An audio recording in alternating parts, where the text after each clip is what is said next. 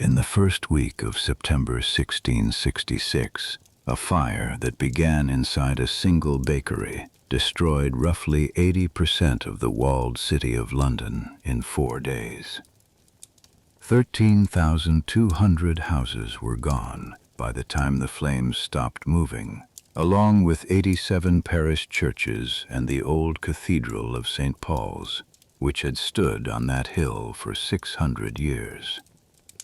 Somewhere between 70 and 100,000 people were left without shelter, a number that included most of the roughly 80 to 90,000 residents who lived within the walls themselves, along with thousands more from the crowded suburbs pressed directly against them. And yet the official death toll, recorded by the city coroner in the weeks that followed, listed fewer than 10 names. That number has troubled researchers of the period ever since, because a fire of this scale, in a city this crowded, should have killed far more than the record shows. The fire burned an area of roughly 436 acres inside and around the old city walls, consuming not only homes, but the Guildhall, the Royal Exchange, and dozens of livery company halls that had stood for generations. The financial cost, calculated by city surveyors in the years that followed, ran into the millions of pounds at 17th century values, a sum the city would spend decades repaying through a tax levied on something no one had ever taxed before: coal arriving by ship into the Port of London.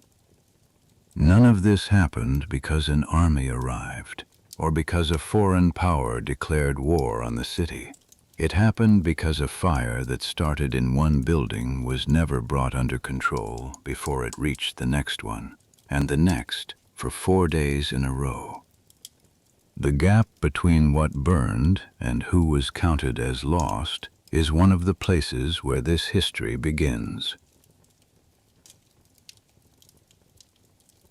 This is Quiet History at Bedtime. If this is the kind of story that holds your attention, a subscribe means everything right now.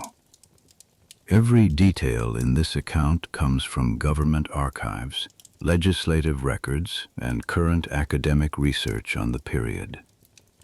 Just relax and let this play as you drift into sleep. Now, let us begin. London in 1666 was not one city but several, layered on top of each other by centuries of uneven growth. The walled city of London, the original Roman and medieval core, held the greatest density of population and commerce, packed inside fortifications that had not expanded in any meaningful way for hundreds of years. Outside those walls, the city had spread west toward Westminster and east along the river, but the oldest, most crowded, most flammable core remained exactly where the Romans had first laid it out. Population figures from the period are imprecise, drawn from parish registers and hearth tax records rather than any formal census, but the general trend is not in dispute.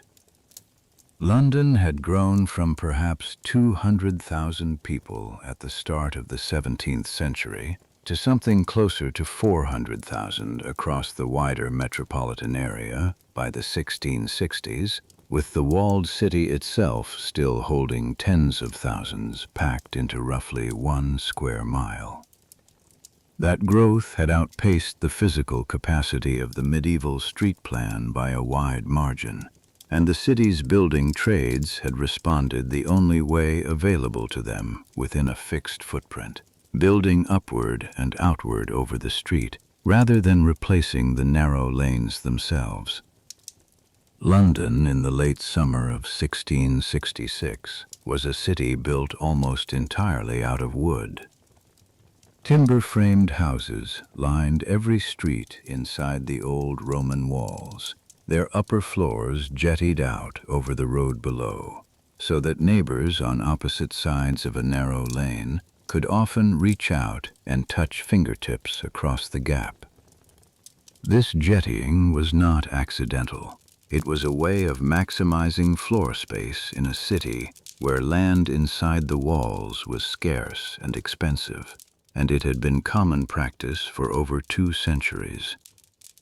The wood itself was frequently coated in pitch or tar as a weatherproofing measure, since paint was costly and tar was cheap and effective against rain rot. That same tar, dried by a hot, dry summer, was highly flammable. Streets in the medieval core of the city were narrow by design, following property lines laid down centuries earlier, long before anyone built with fire spread in mind. Some lanes were barely wide enough for a single handcart. Fire hooks, the long iron poles used to pull down burning structures, needed room to swing, and in many parts of the city there was none. The population of London had grown enormously over the previous 100 years, far outpacing the physical footprint of the walled city, and the result was density on a scale the medieval street plan had never been designed to hold. Warehouses along the Thames waterfront, particularly near the wharves close to London Bridge, were packed with goods suited to a busy port and entirely unsuited to a fire. Barrels of pitch, tar, and oil sat beside stores of tallow, hemp, coal, brandy, and timber for shipbuilding, all of it stacked close together in structures made of the same flammable material as the houses around them. This warehouse district existed because London's trade depended on it, and no one in city government had reason, before September 1666, to see it as a singular point of danger rather than ordinary commercial infrastructure. London in the 1660s was the busiest port in England, handling the bulk of the kingdom's overseas trade in wool, cloth, timber, and colonial goods arriving from the Americas and the East Indies. That trade required storage, and storage close to the wharves meant storage inside the walled city, where every available cellar, yard, and riverside building had been converted over generations into space for goods waiting to be loaded or sold. A merchant renting warehouse space near London Bridge in 1666 was doing exactly what merchants had done in that district for a century, following the same commercial logic that had built the port into the busiest in the kingdom. Nothing in ordinary commercial practice asked whether a street lined with tar, oil, and brandy, sitting beside a street of timber houses, represented a single connected fire hazard rather than 2 separate business districts. That question would not be asked with any seriousness until after the answer had already burned through 4 days of the city. Fire itself was not a new experience for London. The city had burned before, more than once, though never on the scale of what would happen in September 1666. A major fire in 1212 destroyed a large section of Southwark and spread onto London Bridge, killing a number of people trapped between fire at both ends of the crossing. A disaster severe enough that it prompted one of the earliest recorded attempts at building regulation in the city's history. A more recent fire, in 1633, burned through the northern end of London Bridge itself, destroying roughly 1/6 of the structures on the bridge and the houses immediately surrounding its city-side approach. That 1633 fire had started only a short distance from where Pudding Lane sat, and the buildings rebuilt afterward, though newer than their neighbors, were rebuilt in the same timber-framed style as everything else around them, because no regulation compelled otherwise. The city had been through catastrophe recently, though not this kind. The Great Plague had swept through London in 1665, killing an estimated 100,000 people, close to a fifth of the city's population at the time. Entire parishes had been depopulated. Merchants and gentry who could afford to leave had fled to the countryside for the better part of a year, and many had not yet returned by the following autumn. The weekly bills of mortality, published throughout the outbreak, recorded plague deaths climbing from a few hundred a week in the early summer of 1665 to over 7,000 in a single week that September, a peak that emptied entire streets and left parish gravediggers unable to keep pace with burials. King Charles II and his court had relocated away from London for much of that year, along with most of the institutions of central government, returning only gradually as the outbreak subsided into the winter and following spring. The city that greeted 1666 was smaller than it had been, poorer in tax revenue than it had been, and administratively exhausted from a year spent managing quarantine orders, plague pits, and a death toll that had touched nearly every parish inside and outside the walls. City administration, which had spent 1665 organizing quarantine houses, plague pits, and watchmen to seal off infected households, was still absorbing the financial and organizational strain of that crisis when the following summer arrived. Tax revenue had fallen. Public offices were understaffed.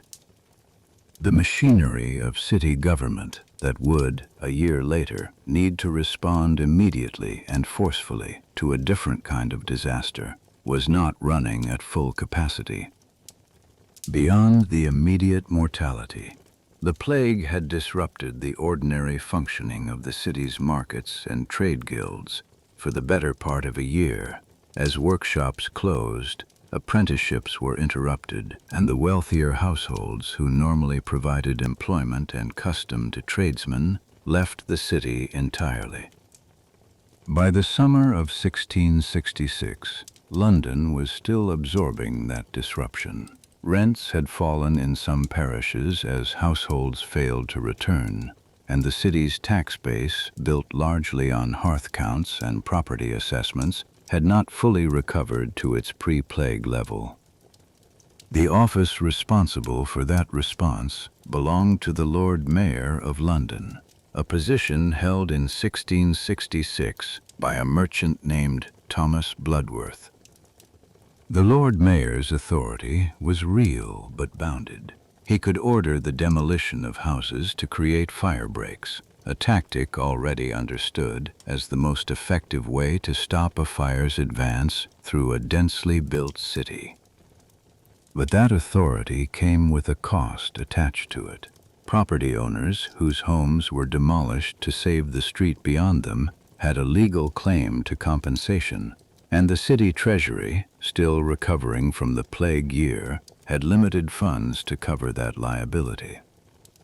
Bloodworth had been elected to the position the previous year, a member of the Vintners Company by trade, and his tenure as mayor coincided almost exactly with the two greatest crises the city would face in that decade. He had spent much of 1665 managing plague administration.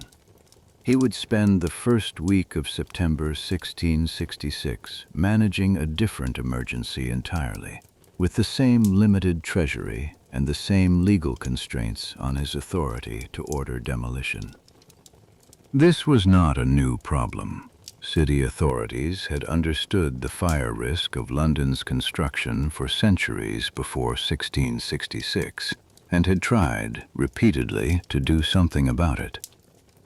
As early as 1189, under the mayoralty of Henry Fitz-Aylwin, the city issued an assize regulating construction, requiring party walls between houses to be built of stone rather than timber, specifically to slow the spread of fire from one property to the next. That regulation was never fully enforced. Stone was expensive, timber was cheap and locally available, and builders across 4 centuries found ways around the rule or simply ignored it where enforcement was weak.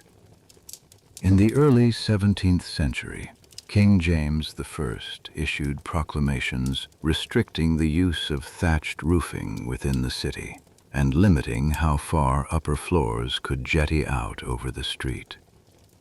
His son, Charles I, renewed similar orders in the following decades. Neither proclamation carried meaningful penalties for violation, and neither was backed by an inspection system capable of checking thousands of individual buildings.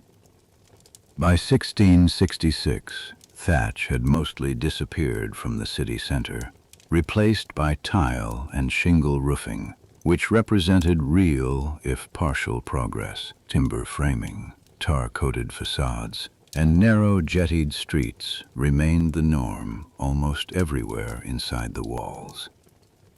Enforcement of the older assize had always depended on ward officials inspecting individual properties, a system that worked reasonably well for a city of a few thousand households and broke down almost completely for a city approaching 100,000. No dedicated building inspectorate existed. Ward officers had other duties, and checking party walls and roofing material against a centuries-old assize was, in practice, a low priority compared to tax collection, market regulation, and the ordinary business of civic administration. Builders who ignored the assize rarely faced meaningful consequences, and the cost difference between timber and stone construction was large enough that most property owners, given the choice, chose timber whether or not the law technically required otherwise. City government understood the risk in the abstract. It had understood the risk since Fitz-Aylwin's assize in 1189, and again after the 1212 fire, and again after the 1633 bridge fire. What the city had never done in nearly 500 years of recognizing the danger was fund and enforce a rebuilding of the kind that would have actually changed the outcome. The regulations existed on paper. The city that regulation was meant to change still stood exactly as it had for generations, because no mayor, no council, and no monarch had been willing to fund and enforce a rebuilding on the scale that real fire safety would have required. No organized fire brigade existed in London in 1666, in the sense that would be recognized today. Firefighting instead depended on a patchwork of parish resources, each ward maintaining its own limited equipment and relying on whichever residents happened to be available when an alarm was raised. Firefighting was a parish responsibility, carried out by local citizens using leather buckets, hand-operated water squirts, and fire hooks kept in parish churches for exactly this purpose. Some parishes maintained early fire engines, simple wheeled tanks with hand pumps, but these machines had limited range and were only as useful as the number of people available to operate them and the amount of water within reach. The Thames provided water, but carrying it from the riverbank to a fire several streets inland, through crowded lanes, in leather buckets passed hand to hand, was slow work even under ideal conditions. Beyond the parish equipment, the city relied on a night watch system, small groups of watchmen assigned to patrol individual wards after dark, tasked with everything from checking for open flames left unattended to reporting disturbances to the ward officers. A watchman who spotted smoke or flame in the small hours of the morning was expected to raise the alarm by shouting through the street and rousing the nearest households, since there was no bell system or siren capable of reaching the whole city at once. That alarm depended entirely on how quickly a watchman noticed a fire, how loudly he could be heard, and how many people were awake enough at that hour to respond before the flames had already spread beyond a single building. This combination was not unusual for a European city of the period. What made London's situation distinct was the combination of factors sitting together, unresolved, in the same square mile: extreme density, universal timber construction, a warehouse district full of accelerants, narrow streets that blocked both escape and firefighting access, a night watch system dependent on chance timing, and a city government whose emergency authority was real on paper but financially and administratively strained. Near the northern end of London Bridge, on a street called Pudding Lane, stood a bakery belonging to a man named Thomas Farriner, who held the position of baker to the royal household and ran his shop with his family living above it. The position of royal baker did not mean Farriner baked exclusively for the crown. It meant his bakery held a formal appointment supplying bread for royal use alongside its ordinary commercial trade, a status that came with prestige but no special exemption from the same construction standards or the same fire risk as every other bakery on the street. A working bakery ran its ovens through most of the night to have bread ready for the morning market, which meant a live fire, banked but not extinguished, was a normal and expected condition inside the building at almost any hour. An apprentice worked in that bakery, tending the ovens through the long hours the trade required, sleeping in the building alongside the family when the day's baking was done. The bakery was an ordinary structure for the street it sat on, timber-framed, several stories, a household above a working oven that ran hot through most nights to have bread ready by morning. Nothing about it marked it as different from 100 other bakeries scattered through the city. A short distance from the bakery, in a house typical of the street, lived a family of no particular note, the kind of household that left no letters and no diary behind, only a name in a parish register. The husband worked as a cooper, making the wooden barrels the riverside warehouses needed by the thousand, and his workshop shared a party wall with the house next door, in the ordinary manner of the street.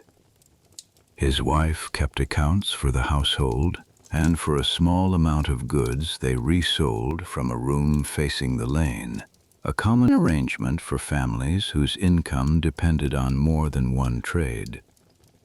Saturday had been a market day, and the evening had passed the way market evenings usually did, with the shop shuttered, the accounts settled, and the family retiring once the light gave out, since candles were an expense not spent without reason. None of them had any reason to think about the bakery on Pudding Lane before they went to sleep, any more than they thought about any of the dozen other bakeries, coopers' shops, and warehouses that made up the ordinary texture of the street they had lived on for years.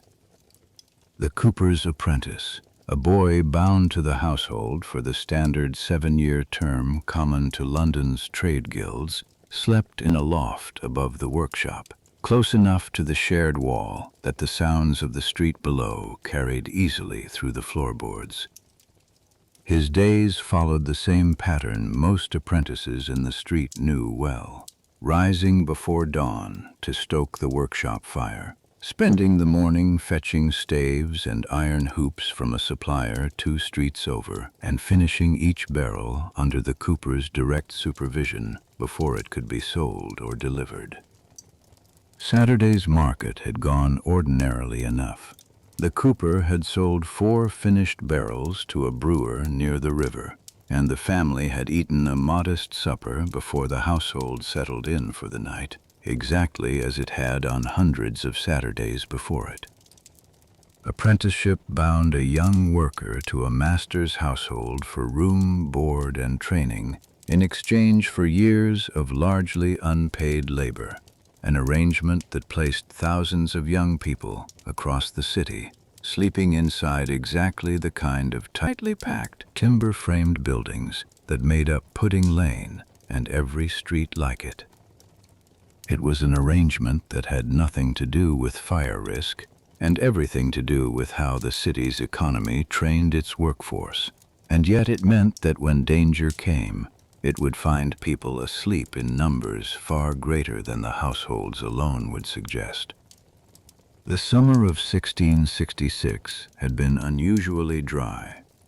Rain had been scarce since the spring, and the timber that made up nearly every building in London had dried out accordingly, along with the thatch that remained on some outbuildings and the pitch that coated so many facades.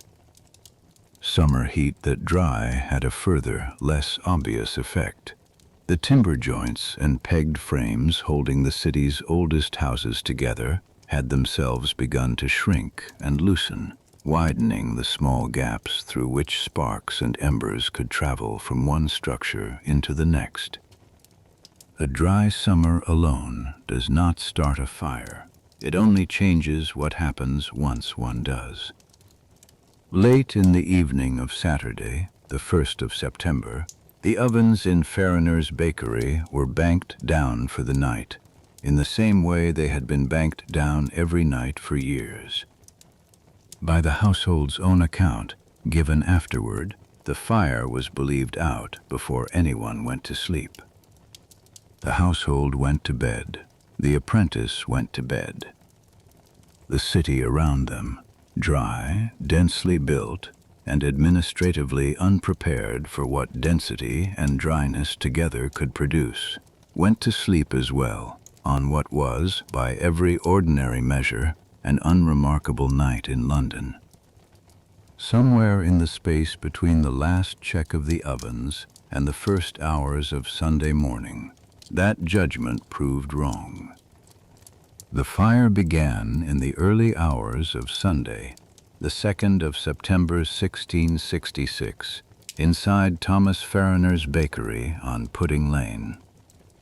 The exact cause was never established with certainty. Farriner maintained, both at the time and afterward, that the ovens had been properly banked before the household went to sleep, but a spark from the hearth, or an ember from the ovens, is the most probable origin according to the surviving accounts. By 1 o'clock in the morning, smoke and flame had spread from the ground floor bakery into the timber structure above it, where the Farriner family slept alongside their servant and at least one apprentice. The household escaped through an upper window onto the roof of a neighboring building, climbing across the narrow gap between jettied upper floors that had brought houses on the lane close enough together to make that escape possible. One servant did not make it out. She is generally counted among the few confirmed deaths from the disaster, though even this single, specific case illustrates the larger problem with the fire's official death toll. A fire hot enough to consume a stone cathedral leaves very little of a human body behind to be counted. In the house near the cooper's workshop, the household that had gone to sleep on an ordinary Saturday night woke instead to the sound of the street filling with noise, shouting, and the particular smell of a fire already too large to be contained by a single bucket chain. The Cooper's family gathered what they could reach quickly: the account books, a strongbox, and as many finished barrels as could be rolled out the door, since barrels were both valuable stock and, awkwardly, exactly the kind of tightly coopered wooden vessel that would catch fire as readily as anything else on the street. There was no time to save the workshop itself. Within the hour, the family joined dozens of other households from the same block moving toward the river, carrying what they could and leaving the rest. The apprentice carried what tools he could gather from the workshop bench, wrapped in a length of sailcloth, while the cooper himself led the way toward the water with the strongbox balanced against his shoulder. The short walk to the riverbank, ordinarily a matter of minutes, took the better part of an hour that morning, slowed by the same crowds of fleeing neighbors filling every lane between their street and the water. The parish watchman on duty that night raised the alarm once the fire was visible from the street, rousing neighboring households in the way the watch system was designed to do. Within the hour, word had reached the Lord Mayor, Thomas Bloodworth, who was woken and informed that a fire had broken out near London Bridge and was already spreading between buildings. According to the account later given by the diarist Samuel Pepys, who heard the story second-hand from those present, Bloodworth's response was dismissive. He reportedly assessed the fire as minor enough to be extinguished without drastic measures, reasoning that it could be put out with the ordinary means available, and declined to authorize the demolition of neighboring houses to create a firebreak. That decision carried weight beyond the moment it was made in. Demolition was the single most effective tool available against a fire of this kind, and it was also the one tool that required the Lord Mayor's explicit authorization because of the compensation liability the city would owe to displaced property owners.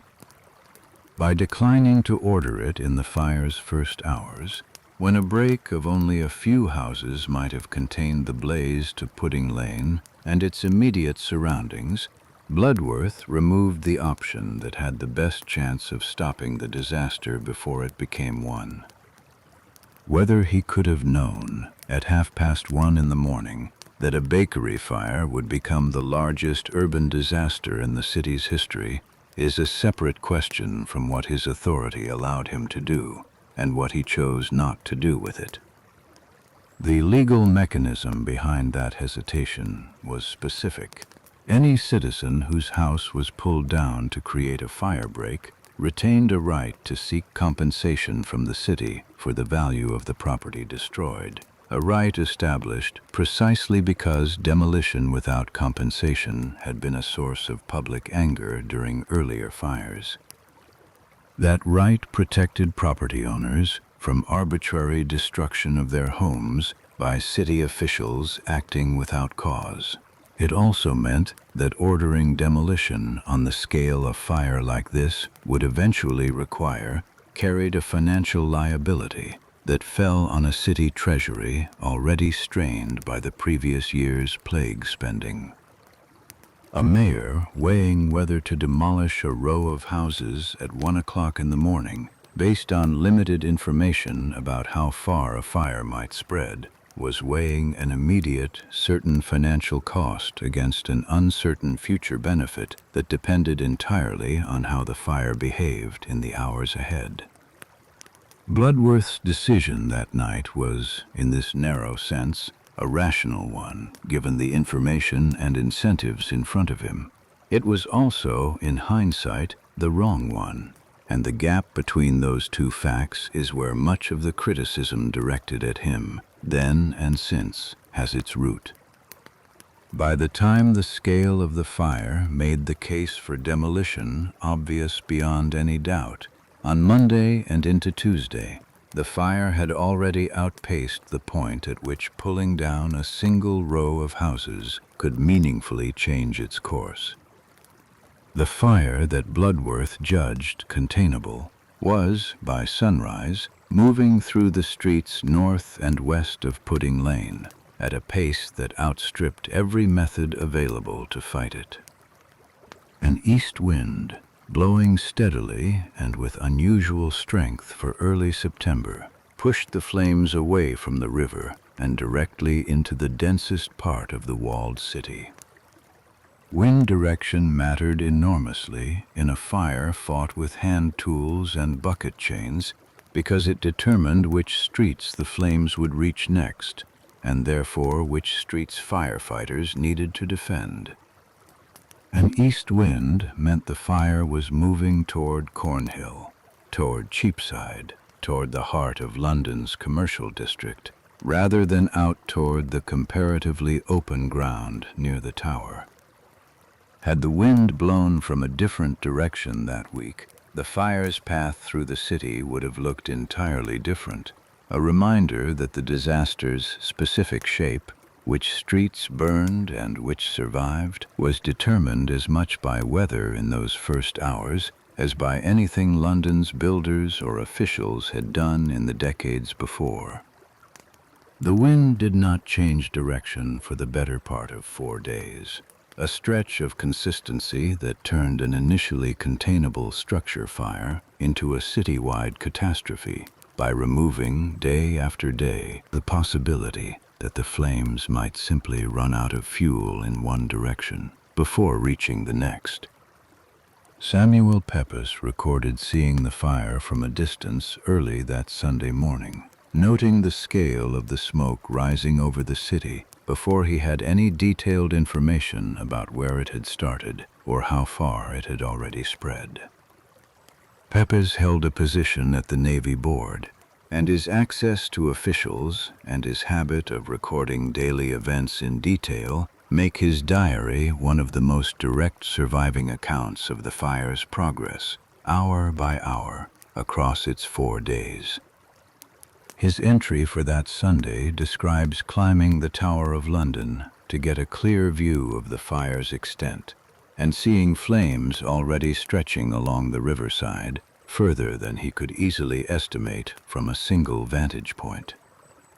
He also recorded the sight of pigeons, so accustomed to nesting under the eaves of London's houses that some reportedly stayed near their nests until the heat and smoke overcame them, an image he set down without embellishment, alongside the more practical details of streets and cargo he was tracking for his own purposes. By mid-morning on Sunday, Pepys traveled by boat along the Thames to view the fire's advance along the waterfront, where the warehouses near London Bridge had already begun to catch.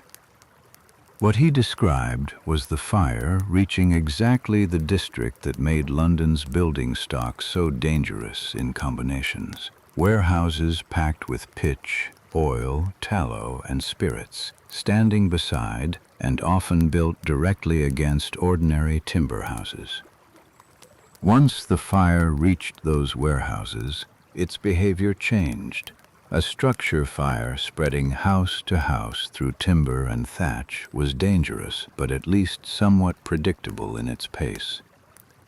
Contemporary observers along the waterfront described columns of flame from the burning oil and pitch stores rising well above the surrounding rooftops, a scale of fire that no household bucket chain had any realistic hope of slowing.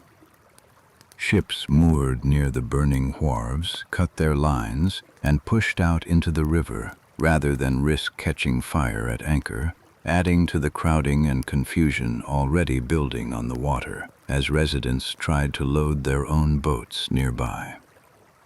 A fire that reached barrels of pitch and oil did not spread at that pace any longer. Flammable liquids and tar-based goods burned hotter and faster than dry timber alone, and the heat they generated was enough to ignite structures across gaps that an ordinary house fire would not have crossed.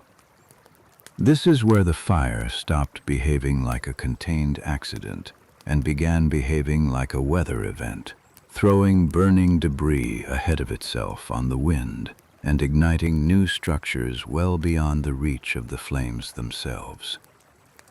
Pepys, having seen enough of the fire's scale from the river, went directly to Whitehall to inform King Charles II in person, judging correctly that the scale of what he had witnessed required royal attention rather than ordinary city administration.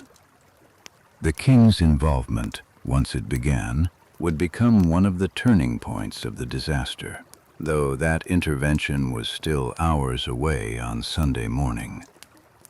In the meantime, the fire continued to move, and the ordinary firefighting methods available to Londoners proved almost entirely inadequate against it. Parish fire engines, the hand-pumped water tanks kept for exactly this purpose, could only draw water as fast as bucket chains could refill them, and the chains themselves broke down as streets filled with panicked residents trying to move furniture, goods, and family members away from the advancing flames. Fire hooks, the long poles used to pull burning thatch and timber down before flames could spread to the next roof, required organized teams working in coordinations, and coordination was difficult to maintain once residents realized their own homes were at risk and prioritized saving possessions over fighting the fire itself. Streets narrow enough for neighbors to reach across became death traps for movement, clogged with carts piled high with bedding, tools, and whatever else a household could carry, at exactly the moment when clear streets were most needed for both evacuation and firefighting access. The fire hooks used to pull down burning structures required a team of several men working together, hauling on ropes attached to the hook to bring down a wall or roof before flame could leap the gap to the next building. That method worked when a team could reach a burning structure early, while the fire was still confined to one or two buildings, and when the surrounding street was clear enough for the hook and its ropes to be maneuvered into position. By Sunday afternoon, neither condition held in most of the streets the fire had reached. Crowds moving possessions toward the river blocked the same routes fire teams needed, and the fire itself had in many places already spread too far for a single hook and a single collapsed wall to make any difference.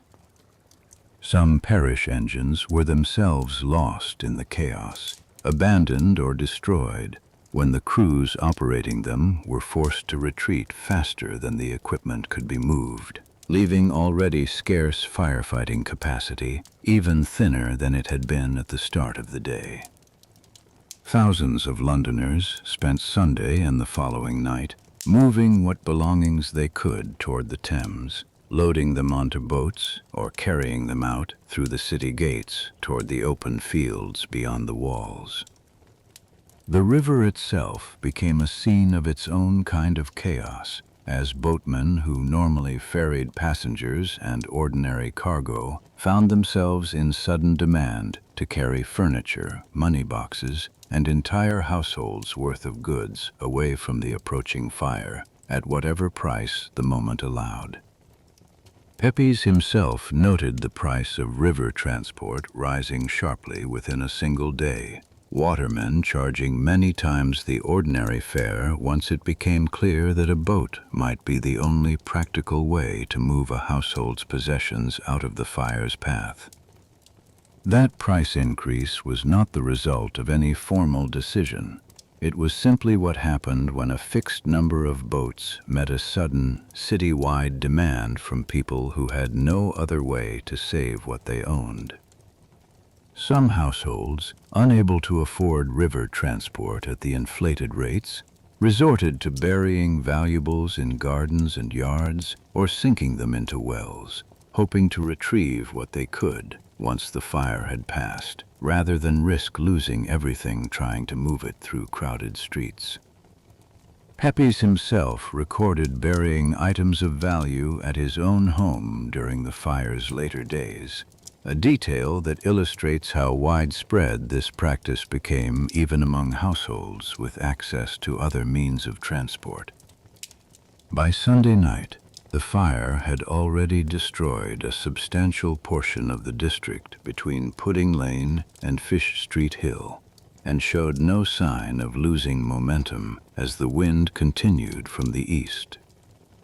The Coopers family, having reached the riverbank with what little they had saved, spent that first night in the open, along with thousands of other displaced households, watching the glow over the city from a distance that felt, by their own later account, passed down through the parish, both too close and not nearly far enough.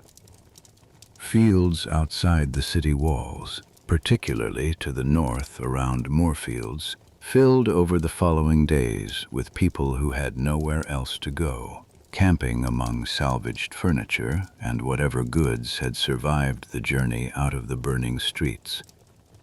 The fields filled quickly with the appearance of a temporary settlement, makeshift shelters built from whatever material families had managed to bring with them, arranged in the open ground with no formal planning behind their layout. Some among the displaced had carried significant possessions out with them, furniture and trade goods loaded onto carts or dragged by hand, while others, closer to where the fire had started, had managed to save almost nothing beyond the clothes they were wearing when the alarm first reached their street. No organized system existed for housing or feeding this displaced population in the fire's first days. Parish structures that might ordinarily have coordinated relief were themselves overwhelmed, their own buildings in some cases already lost to the flames. Bloodworth, whose early judgment had shaped the first critical hours of the response, remained nominally in charge of the city's firefighting effort into the second day, though the scale of the disaster had already outpaced what his office alone could organize. Reports from the period describe him as overwhelmed by the scope of what was unfolding, issuing orders that were difficult to coordinate across a city where entire wards were simultaneously trying to fight fire, evacuate residents, and move goods to safety. Ward officials, who under ordinary circumstances answered to the Lord Mayor's office for matters of local administration, found themselves making independent decisions about which streets to abandon and which to attempt to defend, without clear direction from the city's central authority. Some ward officials organized volunteer bucket lines from whatever residents remained on their streets, while others made the judgment, street by street, that a block was already lost and directed their attention toward slowing the fire's advance into the next one instead. Messages between wards and between ward officials and the Lord Mayor's office traveled only as fast as a person could walk or ride through streets that were themselves choked with fleeing residents and abandoned carts, a delay measured in hours at a moment when the fire's front was moving block to block within that same span of time. That breakdown in coordination was not a failure of any single person's competence, so much as a demonstration of what happened when a governing structure built for the ordinary pace of city administration was asked to manage a disaster moving faster than messages could travel between wards. Monday, the 3rd of September, brought no relief. The wind held from the east, if anything strengthening through the day, and the fire crossed into the commercial heart of the city, reaching Cornhill and threatening the Royal Exchange, the center of London's mercantile trade. The Exchange, a building associated with the city's commercial identity for a century, would not survive the day.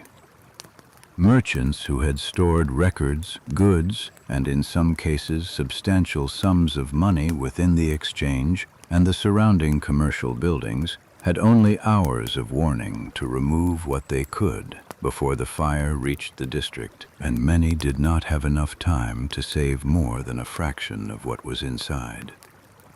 Some merchants who had survived the plague year with their businesses intact lost, in the space of a single afternoon, ledgers and stored goods representing years of accumulated trade, records that in many cases could not be reconstructed from memory once the buildings holding them were gone. Livery company halls, the meeting houses of London's trade guilds, stood throughout this district as well, many of them centuries old, holding not just physical assets, but the accumulated records and ceremonial objects of institutions that had organized the city's commerce since the medieval period.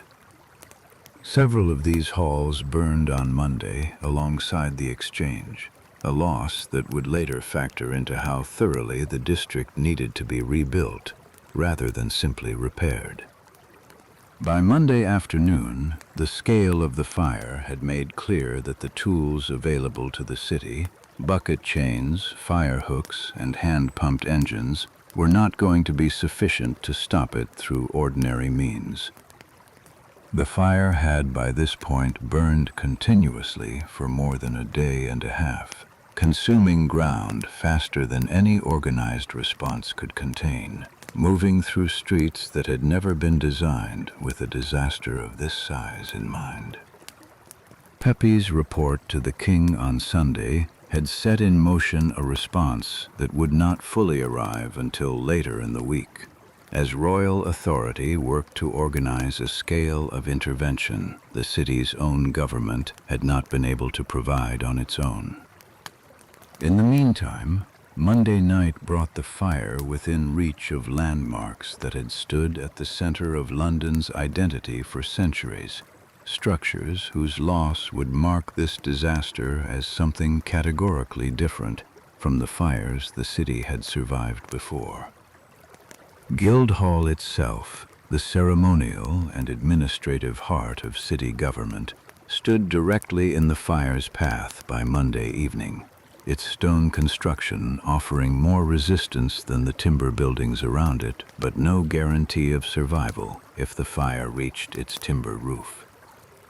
Further west, along the higher ground of the city, stood St. Paul's Cathedral, its stone walls surrounded by scaffolding from an ongoing restoration project, and its precincts crowded with booksellers who had, in the fire's second day, begun moving their stock into the cathedral itself, judging its thick medieval walls the safest place in the city to store paper and bound volumes. That judgment, reasonable on Monday, would prove catastrophic within another day, though the full consequence of the bookseller's choice belonged to what the fire did next rather than to anything visible yet on Monday night. What remained an open question as Monday's daylight gave way to a second night of flame lighting the sky over London was whether any intervention still existed that could change the fire's course before it reached the rest of the city. By Tuesday morning, the 4th of September, the fire had reached the high ground at the western edge of the city, where St. Paul's Cathedral had stood for nearly 600 years. The cathedral was, at that moment, in the middle of a restoration project overseen by the architect Christopher Wren, who had been engaged the previous year to repair centuries of accumulated structural decay in the building's stonework. Scaffolding built for that restoration covered sections of the exterior, timber staging lashed against stone walls that had otherwise seemed, to those sheltering possessions inside, like the safest structure left in the city. Booksellers from the surrounding churchyard, a district that had served as the center of London's printing and bookselling trade for generations, had spent the previous 2 days moving their stock into the cathedral's crypt, a vaulted stone chamber known as St. Faith's, in the belief that thick stone walls below ground level would protect paper and bound volumes from a fire burning through timber streets above. That belief did not account for the scaffolding.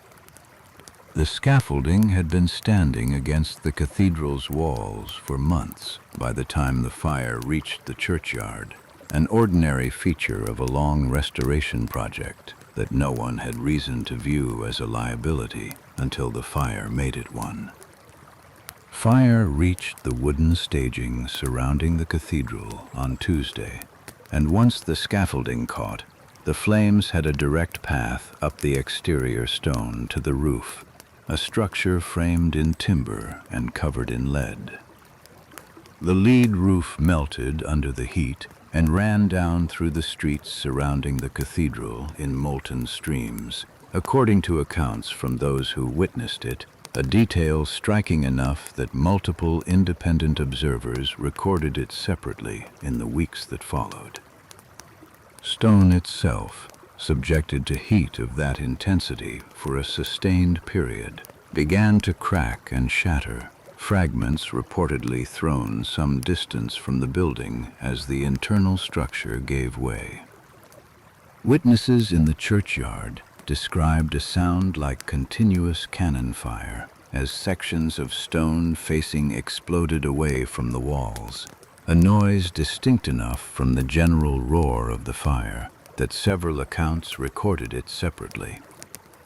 The interior of the cathedral, including its choir stalls, monuments, and centuries of accumulated furnishing, burned along with the roof once the fire penetrated inside, leaving almost nothing of the building's original medieval interior intact by the time the flames had passed through. The crypt offered no protection. Heat from the collapsing roof and the burning interior above penetrated down into St. Faith's, and the books stored there for safety were destroyed, along with almost everything else the fire touched that day. The financial and cultural loss from the bookseller's stock alone was substantial, representing a significant portion of London's printed book trade concentrated in one location and lost within hours, a loss the trade would spend years recovering from. Stationers' Company records compiled after the fire describe booksellers who had believed they were making the safest possible choice, moving their inventory into consecrated, below-ground stone storage, only to lose everything in the one location in the city they had trusted most. Some booksellers who had stored their entire stock in the crypt were left with no inventory at all once the fire passed. Their businesses effectively erased in a single night, despite having taken what seemed, at the time, like the most prudent possible precaution. St. Paul's Cathedral, which had survived fire, war, and 6 centuries of London's history, was gone by Wednesday morning, reduced to a shell of scorched stone with its roof and interior entirely destroyed. By the time the cathedral fell, the character of the city's response had already begun to change, driven by intervention from outside the ordinary machinery of city government. Guildhall itself did not escape the fire that had reached it Monday night. The building's stone outer walls held through the worst of the flames, but its timber roof caught and burned through late Tuesday, gutting the interior and leaving the ceremonial heart of city government a hollowed stone shell by the time the fire moved past it. King Charles II had been informed of the fire's scale on Sunday through Samuel Pepys' direct report, and by Monday the king and his brother James, Duke of York, had begun taking a personal, hands-on role in organizing the firefighting effort. This was not a formal legal transfer of authority away from the Lord Mayor's office, since no such mechanism existed for a monarch to simply assume municipal emergency powers, but it functioned in practice as exactly that. Bloodworth remained Lord Mayor throughout the fire and was not formally removed from his position at any point. Yet the practical center of decision-making shifted visibly toward the king and his brother as the disaster entered its 3rd and 4th days. That shift reflected less a deliberate seizure of civic power than a simple recognition, shared by nearly everyone involved, that a crisis of this scale required resources and authority the city's own office had already shown itself unable to muster. The king rode through the city in person, coordinating directly with whatever firefighting crews and volunteers could be assembled, and authorized the distribution of money to keep exhausted crews working through successive days without pay from any other source. Those who witnessed it described the king working alongside firefighting crews at points during the disaster, passing buckets and directing demolition efforts rather than simply observing from a distance, a level of direct royal involvement in physical labor that was itself unusual enough to be specifically noted by observers at the time. That involvement carried practical value beyond its symbolic weight. A crew working under direct royal instruction, with money for provisions guaranteed on the spot, could commit to a firebreak or a demolition without the delay that had slowed Bloodworth's response on the fire's first night. The Duke of York took direct command of firefighting operations at several key points along the fire's advancing edge, most notably along Fleet Street and the district around the Temple, home to London's legal profession and its concentration of barristers' chambers. Under his direction, firefighting crews at that location used a tactic the city's own officials had been reluctant to authorize in the fire's first hours: large-scale demolition using gunpowder rather than fire hooks and manual labor to clear wide gaps ahead of the flames, far faster than hand-pulled destruction ever could. Gunpowder demolition was, at that time, primarily a military engineering technique used in siege warfare to bring down fortifications quickly and at a distance. Applying it to firefighting meant packing charges into the foundations of buildings standing in the fire's path and detonating them to flatten an entire row at once, creating a firebreak in minutes that fire hooks and ropes might have taken hours to achieve, if they achieved it at all. The tactic was loud, visually alarming, and initially controversial among residents who heard explosions through a city already in chaos and assumed, in some cases, that the detonations signaled an attack rather than a firefighting measure. Rumors moved quickly through the crowded fields and riverbanks where displaced residents had gathered, and the sound of repeated explosions, arriving without explanation for those too far away to see their purpose, fed suspicion that the fire itself might not be an accident at all. That suspicion would outlast the fire by weeks, and would shape the city's response to the disaster almost as much as the physical destruction itself. Under the Duke of York's direction, however, gunpowder demolition at the Temple succeeded where earlier, smaller-scale demolition attempts had failed, stopping the fire's westward progress before it could reach Whitehall and the seat of royal government itself. A separate and equally urgent threat had developed near the Tower of London, at the opposite end of the fire's advance, where the tower's magazine held a substantial store of gunpowder for the Crown's own military use. Had the fire reached that magazine while it was still full, the resulting explosion would have caused destruction on a scale beyond anything the fire itself had produced, threatening not only the surrounding district, but potentially the tower's fortifications and the garrison stationed within them. Naval officers and garrison personnel stationed near the tower took independent action once the danger became apparent, using gunpowder charges of their own to demolish houses between the advancing fire and the tower's walls, without waiting for formal authorization from either city or royal officials. That decision, made under direct threat and without the delay that had characterized Bloodworth's response on the fire's first night, succeeded in creating a firebreak wide enough to protect the magazine, and in doing so halted the fire's eastward advance for good. The contrast between this decision and the one made outside Farriner's bakery 4 days earlier was not lost on observers at the time.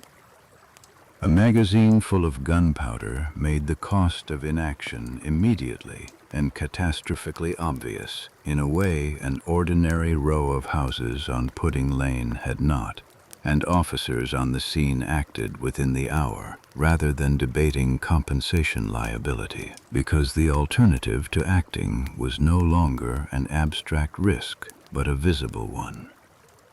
By Wednesday, the 5th of September, 3 coordinated fire breaks at the temple in the west, near the tower in the east, and along the northern edge where the fire met open ground, had begun to contain a blaze that 4 days of conventional firefighting had failed to slow. The northern firebreak owed less to deliberate tactics and more to geography. The fire's advance in that direction eventually reached Smithfield and the open ground beyond Aldersgate, where the density of timber construction thinned out into fields and scattered buildings that offered the flames far less continuous fuel than the packed streets of the old city. Firefighting crews stationed at that edge were able to hold the line there with fire hooks and water alone, a contrast with the temple and the tower that illustrates how much the fire's final containment depended on wherever a natural or artificial break in fuel happened to exist, rather than on any single uniform strategy applied across the whole city. The wind that had blown steadily from the east since the fire began also began to weaken on Wednesday, removing the force that had driven flames from one district into the next for 3 consecutive days. The combination of weakening wind and coordinated gunpowder fire breaks, arriving almost simultaneously, marked the turning point of the disaster. The moment the fire's advance finally slowed faster than it could find new fuel to sustain itself. By Wednesday night, the fire's forward movement had largely stopped, though scattered fires continued to burn within the already devastated area, feeding on whatever combustible material remained standing. Thursday, the 6th of September, brought the first morning since the fire began without new ground being lost to the flames. Firefighting crews, no longer racing to outpace an advancing fire line, turned instead to extinguishing the remaining pockets of flames scattered across the burned district, a slower and less urgent task than the 4 days that had preceded it. The king ordered continued patrols and provisioning through this phase as well. Aware that a city full of displaced, hungry, and increasingly suspicious residents presented its own kind of danger even after the fire itself had stopped spreading. Soldiers and officials moved through the fields where displaced Londoners had gathered, distributing what bread and provisions could be arranged on short notice, an effort that addressed immediate hunger without doing anything to answer the larger question already forming in the minds of thousands of people who had lost everything: how and why this had happened to them. Even after the visible fire had been brought under control, the disaster did not end cleanly. Coal stored in cellars beneath the ruins of houses and warehouses continued to smolder for weeks, and in some documented cases for months, kept burning by their own trapped heat and insulated from open air by the collapsed structures above them.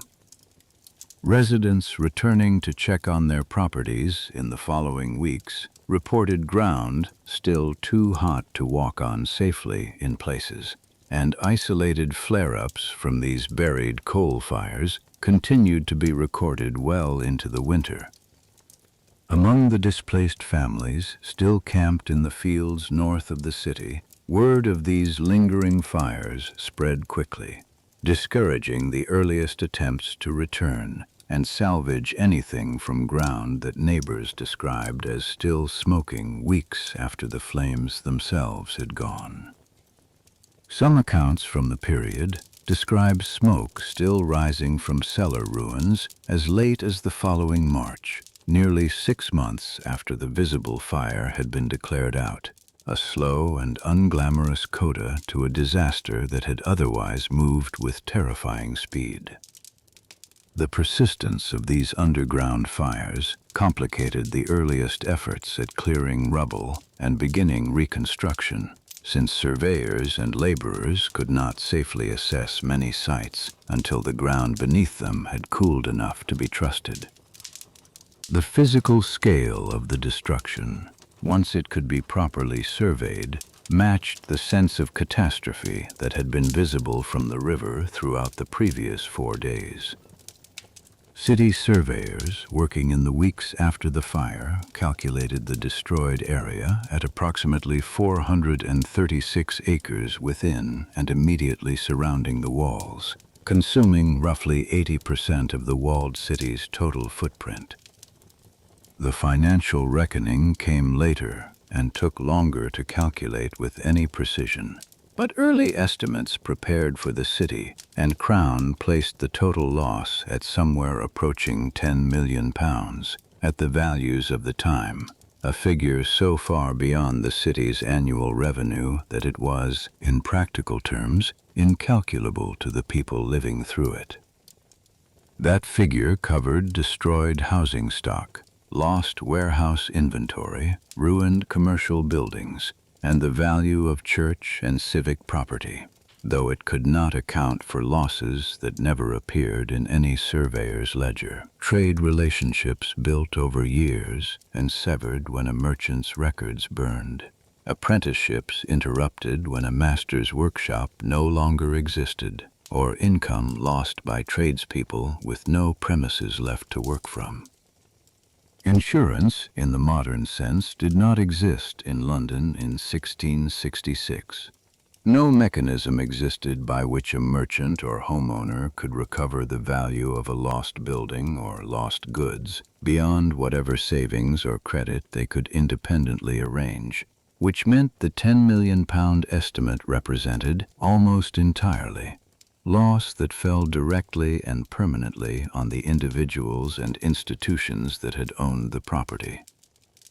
The human toll remains, to this day, the most contested figure to come out of the disaster. The official count of confirmed deaths, drawn from coroners' records and parish burial registers in the weeks following the fire, listed a number small enough to seem almost impossible, given the scale of destruction described in every other surviving account. That official number reflected what parish registers were built to record: named residents tied to a specific parish whose deaths were reported to and confirmed by known authorities.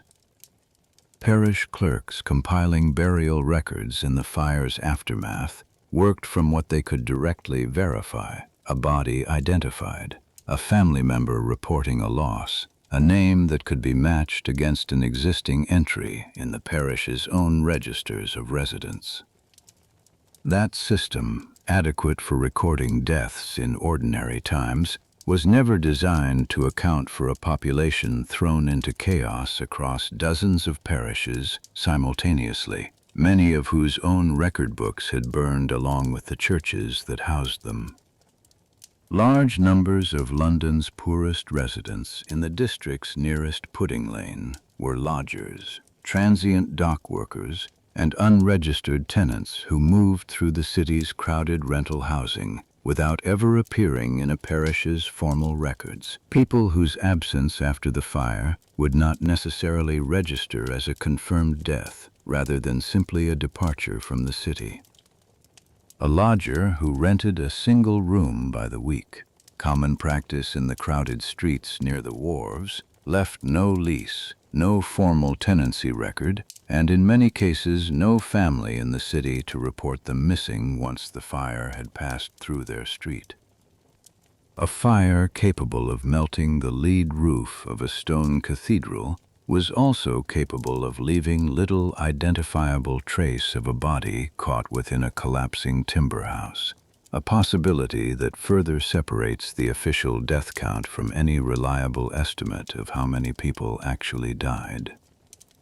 The temperatures generated where the fire encountered dense fuel, particularly in the warehouse district and around the cathedral, are estimated by modern researchers using period accounts of melted metal and shattered stone to have been high enough to reduce human remains to almost nothing recoverable, especially where a body was already trapped beneath collapsed timber and burning rubble. This is not a claim that can be proven from surviving physical evidence, since no systematic excavation of the burned district was ever carried out with that question in mind. But it is consistent with what the physical accounts of the fire's intensity, independently recorded by multiple observers, describe. Modern researchers working from the surviving evidence generally treat the traditional low death toll as a significant undercount, though the fragmentary nature of the surviving records means no confident alternative figure has ever replaced it. What can be stated with more confidence is the material scale of the loss: 13,200 houses destroyed, 87 parish churches gone, the Guildhall and the Royal Exchange in ruins, and a cathedral that had stood since before the Norman conquest reduced to broken stone in the space of a single day. Beyond the walls of the destroyed city itself, the fire's effects rippled outward through every trade and institution connected to London's commerce. Shipping schedules were disrupted for weeks as warehouses along the Thames, the point where goods moved between ship and city, no longer existed to receive incoming cargo. Merchants outside London, who depended on the city's markets to sell goods, found themselves without buyers, without storage, and in many cases without any confirmation of whether their usual trading partners in the city had survived the fire at all. The Corporation of London, the body responsible for civic governance, faced the immediate and enormous task of accounting for a disaster it had no precedent for managing, while simultaneously fielding demands from displaced residents, property owners seeking compensation, and a royal court that had, over 4 days, effectively taken over the emergency response the corporation nominally still led. Thomas Bloodworth's tenure as Lord Mayor ended within the year, his term concluding on schedule rather than through any formal removal, though his handling of the fire's opening hours would follow his reputation for the remainder of his life and into the historical record that survives today.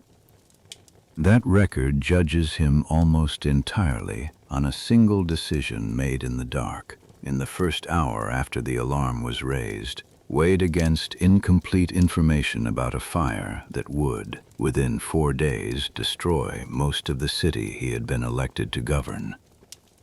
Even before the last cellar fires had been extinguished, the search for an explanation, and for someone to hold responsible, had already begun moving through the city's displaced and traumatized population, gathering force in the same crowded fields where thousands of Londoners were now living without homes to return to. That search would move quickly from rumor to formal accusation, and from formal accusation to a trial in the weeks immediately following the fire's containment. A structural fire caused by a spark in a bakery oven, however devastating, offered little emotional resolution to people who had lost their homes, their trade, and in some cases their families in the space of 4 days. The explosions from gunpowder demolition, the ongoing war with the Dutch, and a summer already thick with rumor and religious suspicion in the years following Civil War and Restoration together, created conditions in which a different explanation, one with a face and a name attached to it, would prove far more attractive than the true one. London in September 1666 was a city already at war, though the war it was fighting had nothing to do with fire. England had been engaged in the Second Anglo-Dutch War since 1665, a conflict fought primarily at sea and driven by competition over trade routes, shipping, and colonial territory between the two nations. Only weeks before the fire, in June 1666, a Dutch fleet had raided along the English coast, and rumors of a possible French entry into the war on the Dutch side, given France's own alliance obligations, had circulated through London for much of the summer.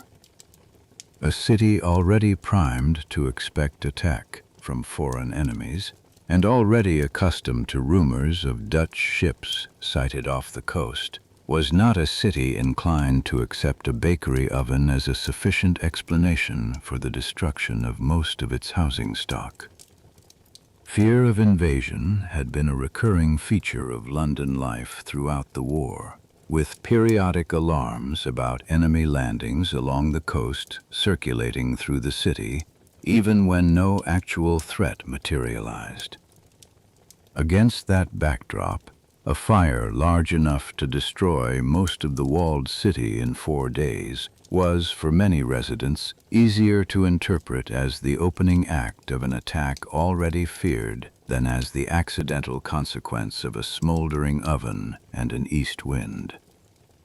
That climate of suspicion did not create the fire. It shaped almost everything that happened in the city's response to it, once the flames themselves had been contained. England's war with the Dutch had already produced real fear of coastal attack among ordinary Londoners, reinforced by government proclamations urging vigilance against foreign agents and saboteurs in the months leading up to the fire. A population primed by official channels to watch for enemy action found, in a fire of unprecedented scale, exactly the kind of catastrophe that wartime propaganda had been preparing them to expect, even though the cause turned out to have nothing to do with the war at all. Even while the fire was still burning, reports of foreign residents behaving suspiciously began circulating through the crowds gathered in the fields outside the walls. A French national, identified only as a servant to a nobleman, was reportedly attacked by a mob in the fire's early days, accused, without evidence beyond his accent and nationality, of throwing an incendiary device. Similar accusations, arising from nothing more than an unfamiliar accent or a foreign-sounding name, spread through the crowds gathered along the fire's edge and in the fields beyond the walls, feeding on fear and exhaustion rather than on any actual evidence of sabotage. Dutch and French residents living in London, some of whom had lived in the city for years as part of established merchant or artisan communities, found themselves targets of physical violence and public accusation at the exact moment their own homes and livelihoods were being destroyed alongside everyone else's. City authorities, already overwhelmed by firefighting and the logistics of caring for a displaced population, had little capacity to intervene in these attacks, and some accounts suggest constables and even soldiers were reluctant to protect suspected foreigners, given the intensity of public sentiment against them. The Duke of York, in one documented instance, personally intervened to stop a mob from attacking a group of foreign residents near the fire's edge, an action that protected the individuals involved, but did nothing to address the broader current of suspicion moving through the displaced population across the city. Isolated interventions by individual officials could not substitute for any coordinated effort to manage public fear at the scale the crisis demanded, since the same royal and city authorities, occupied with firefighting and demolition, had no separate capacity available to also police rumor and mob violence throughout a city in chaos. It was into this atmosphere that a man named Robert Hubert entered the historical record. Hubert was a watchmaker from Rouen, in France, who arrived in England by ship shortly after the fire had already been raging for several days. He was, by the account of his own father back in France, and by the testimony of the ship's crew who had traveled with him, a man with a documented history of mental instability, including previous episodes in which he had made false or exaggerated claims about his own actions. None of that history prevented English authorities, eager for an explanation and a defendant, from pursuing his confession as though it were a straightforward and reliable account of events. Under interrogation by English authorities eager to identify a cause, Hubert confessed to starting the fire deliberately, claiming he had thrown a fireball through the window of Farriner's bakery on Pudding Lane as part of a conspiracy involving other, unnamed accomplices. The confession was detailed enough and delivered with enough conviction to be taken seriously by the officials questioning him, despite significant problems with the account that emerged even at the time. Farriner's bakery, according to the family's own testimony, had no ground floor window facing the street through which a fireball could plausibly have been thrown in the manner Hubert described. The household's own account, given consistently both on the night of the fire and in subsequent testimony, placed the fire's origin inside the ovens themselves, rather than any external source entering through a window or door. That account, combined with the physical layout of the building as described by neighbors familiar with the street, left little room for the specific mechanism Hubert claimed to have used.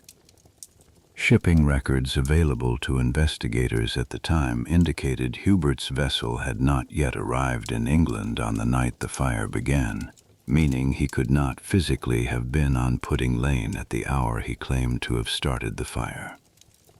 Port records identified the specific ship Hubert had traveled on, and its logged arrival date placed it at sea, still some distance from the English coast, at the hour Farriner's ovens were later determined to have caught fire.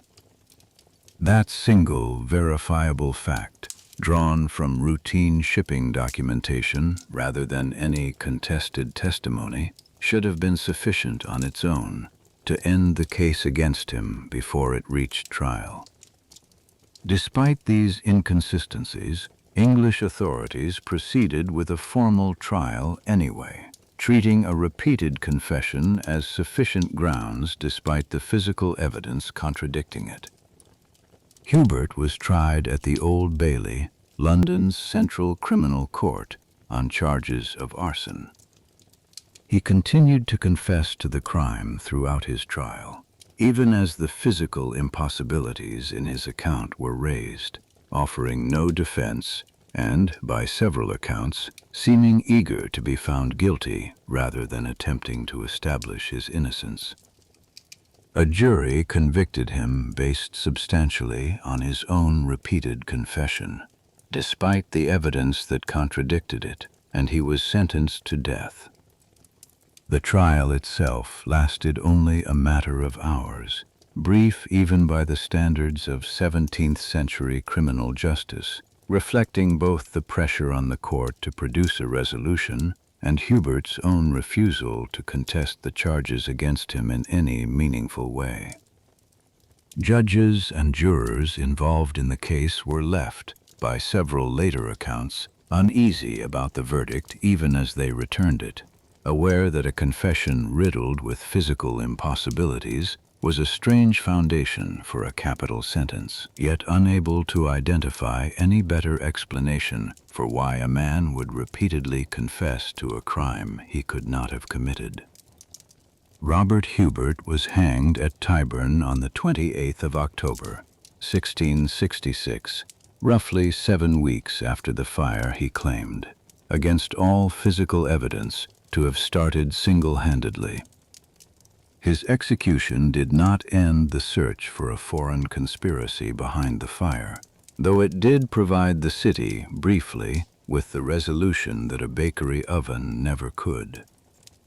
The House of Commons formed a committee shortly after the fire specifically to investigate its cause, questioning witnesses, examining physical evidence, and reviewing the testimony that had led to Hubert's conviction. The committee's work extended over several months, drawing testimony from Fariner and his household, from officials who had responded to the fire in its earliest hours, and from residents of Pudding Lane and the surrounding streets, who could speak to the bakery's layout and the sequence of events on the night the fire began. Members of the committee had access to information that had not been available or had not been seriously weighed during Hubert's rapid trial, including a clearer account of the bakery's physical structure that further undermined the specific details of his confession. That committee, working independently of the pressures that had driven Hubert's rapid trial and execution, ultimately found no credible evidence of a foreign or Catholic plot behind the fire, and concluded that the disaster had originated accidentally, consistent with Fariner's own account of an oven fire that spread beyond the bakery's walls. The committee's conclusion, delivered in early 1667, did little to change public sentiment in the short term. Suspicion of Catholic and foreign conspiracy remained a persistent undercurrent in London's political culture for years afterward, resurfacing repeatedly in the decades that followed whenever political tension with France or fear of Catholic influence at court increased. That undercurrent would resurface with particular force during the political crisis of the late 1670s and early 1680s, when unfounded allegations of a broader Catholic plot against the Crown gripped London in a wave of prosecutions and public panic distinct from, but drawing on the same suspicion that had first surfaced during the fire itself. The persistence of that suspicion across more than a decade illustrates how durable an emotionally satisfying explanation can be, even after the evidence supporting it has been formally and publicly discredited by the very institutions responsible for investigating it. What separated the parliamentary committee's careful, evidence-based conclusion from the public's continued appetite for a conspiracy explanation illustrates something about why the fire spread as far as it did in the first place, beyond the physical facts of timber and wind. A conspiracy has a beginning, a villain, and an ending that can be punished, and Robert Hubert's execution had provided the city with exactly that narrative shape in the immediate aftermath of the disaster. An accidental fire caused by an unattended oven, spreading through conditions that the city's own government had tolerated for centuries, offered no comparable resolution, no one to punish, and no clean boundary between the disaster and the ordinary decisions that had made it possible. A city government capable of enforcing its own 400-year-old building regulations, capable of authorizing demolition without fear of ruinous compensation claims, and capable of coordinating a response across wards without hours of delay, would have required exactly the kind of centralized, well-funded, consistently enforced administration that 17th-century London did not have. The reasons for that administrative weakness were structural rather than personal, and they extended well beyond any single Lord Mayor's judgment on a single night.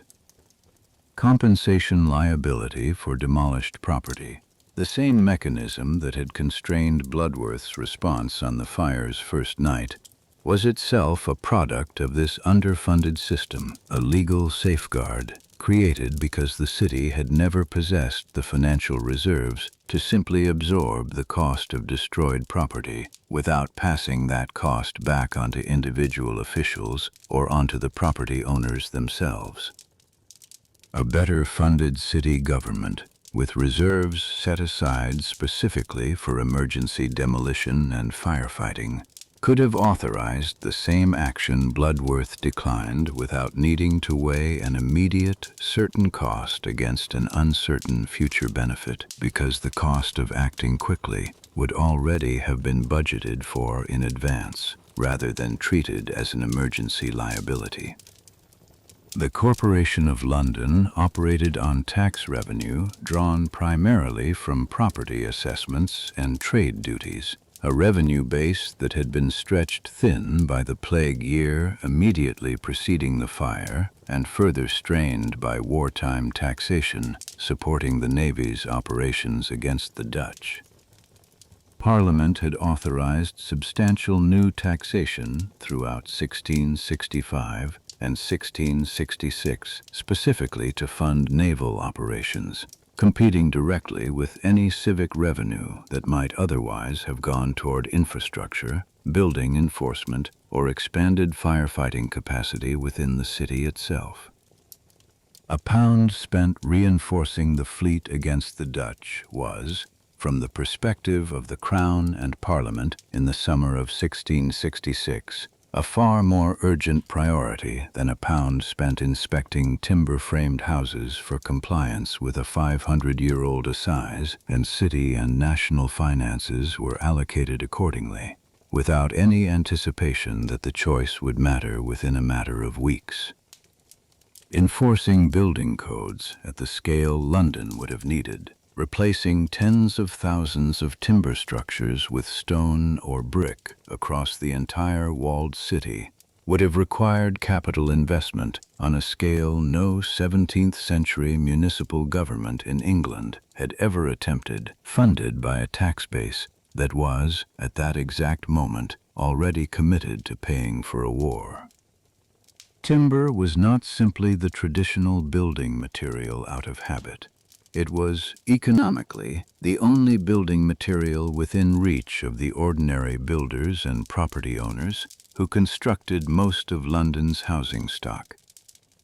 Stone suitable for construction had to be quarried, in most cases outside London entirely, and transported by cart or barge to building sites within the city, adding substantial cost before a single wall had been raised.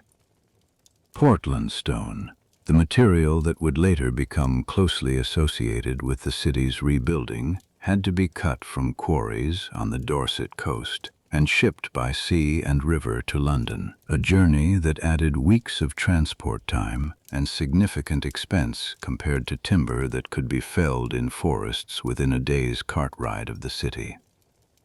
That expense was not merely inconvenient. For a builder working on the tight margins typical of speculative housing construction in a crowded rental market, the cost difference between quarried stone and locally sourced timber often represented the difference between a viable project and one that could not be built profitably at all. Brick, though cheaper than quarried stone, still required a kiln firing process and transportation that made it significantly more expensive than timber framed with locally available wood, harvested from forests within a reasonable distance of the city, and requiring no specialized processing beyond ordinary carpentry. A builder constructing a house for a merchant of ordinary means, or a landlord constructing rental housing for the city's working population, faced a straightforward economic choice between materials that met the letter of the law at significant added expense and materials that had been tolerated in practice, if not always in strict legal compliance, for generations. Given that choice, repeated across thousands of individual building decisions over more than a century, London's construction stock evolved almost entirely toward the cheaper, more flammable option, regardless of what any assize or royal proclamation formally required. A carpenter working in one of the streets near Pudding Lane in the decades before the fire, building a house on commission for a tradesman of modest means, faced this choice directly with every contract he took on. Such a carpenter might have priced a timber frame at a fraction of the cost of an equivalent stone structure. a difference substantial enough that a client of ordinary means could not seriously entertain the costlier option regardless of whatever long-term fire risk it carried. He had no formal authority to override his client's instructions, and a client asking for a timber frame rather than a costlier brick or stone structure was asking for exactly what most of his neighbors, most of his own family, and most of the buildings already standing on his street had been built from. Refusing the commission on the grounds of long-term fire risk would have meant losing the work entirely to another carpenter willing to build in the traditional manner, since nothing in the city's enforcement practice made timber construction meaningfully riskier from a builder's own immediate perspective than continuing to work exactly as his own master had trained him to. The individual decisions made by thousands of carpenters, landlords, and property owners across generations were, each on its own, entirely reasonable responses to the economic and legal environment they operated within. It was only in aggregate, once those individually reasonable decisions had accumulated into a city built almost uniformly from the most flammable material available, packed into streets too narrow for effective firefighting, that the danger became what it was by September 1666.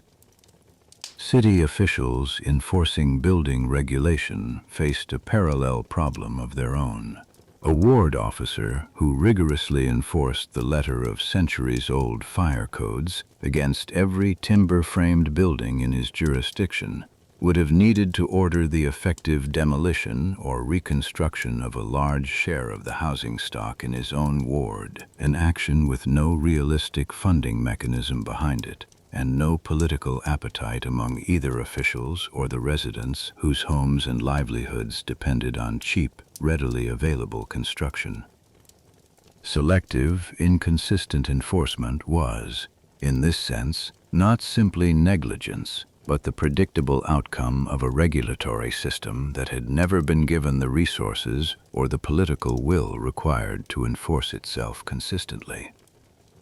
A ward officer choosing which buildings to inspect and which to overlook was, in effect, making a triage decision across an impossible workload, prioritizing the most visibly dangerous or disruptive violations while leaving the great majority of ordinary timber construction untouched, simply because there was no realistic way to address all of it within the time and staff available.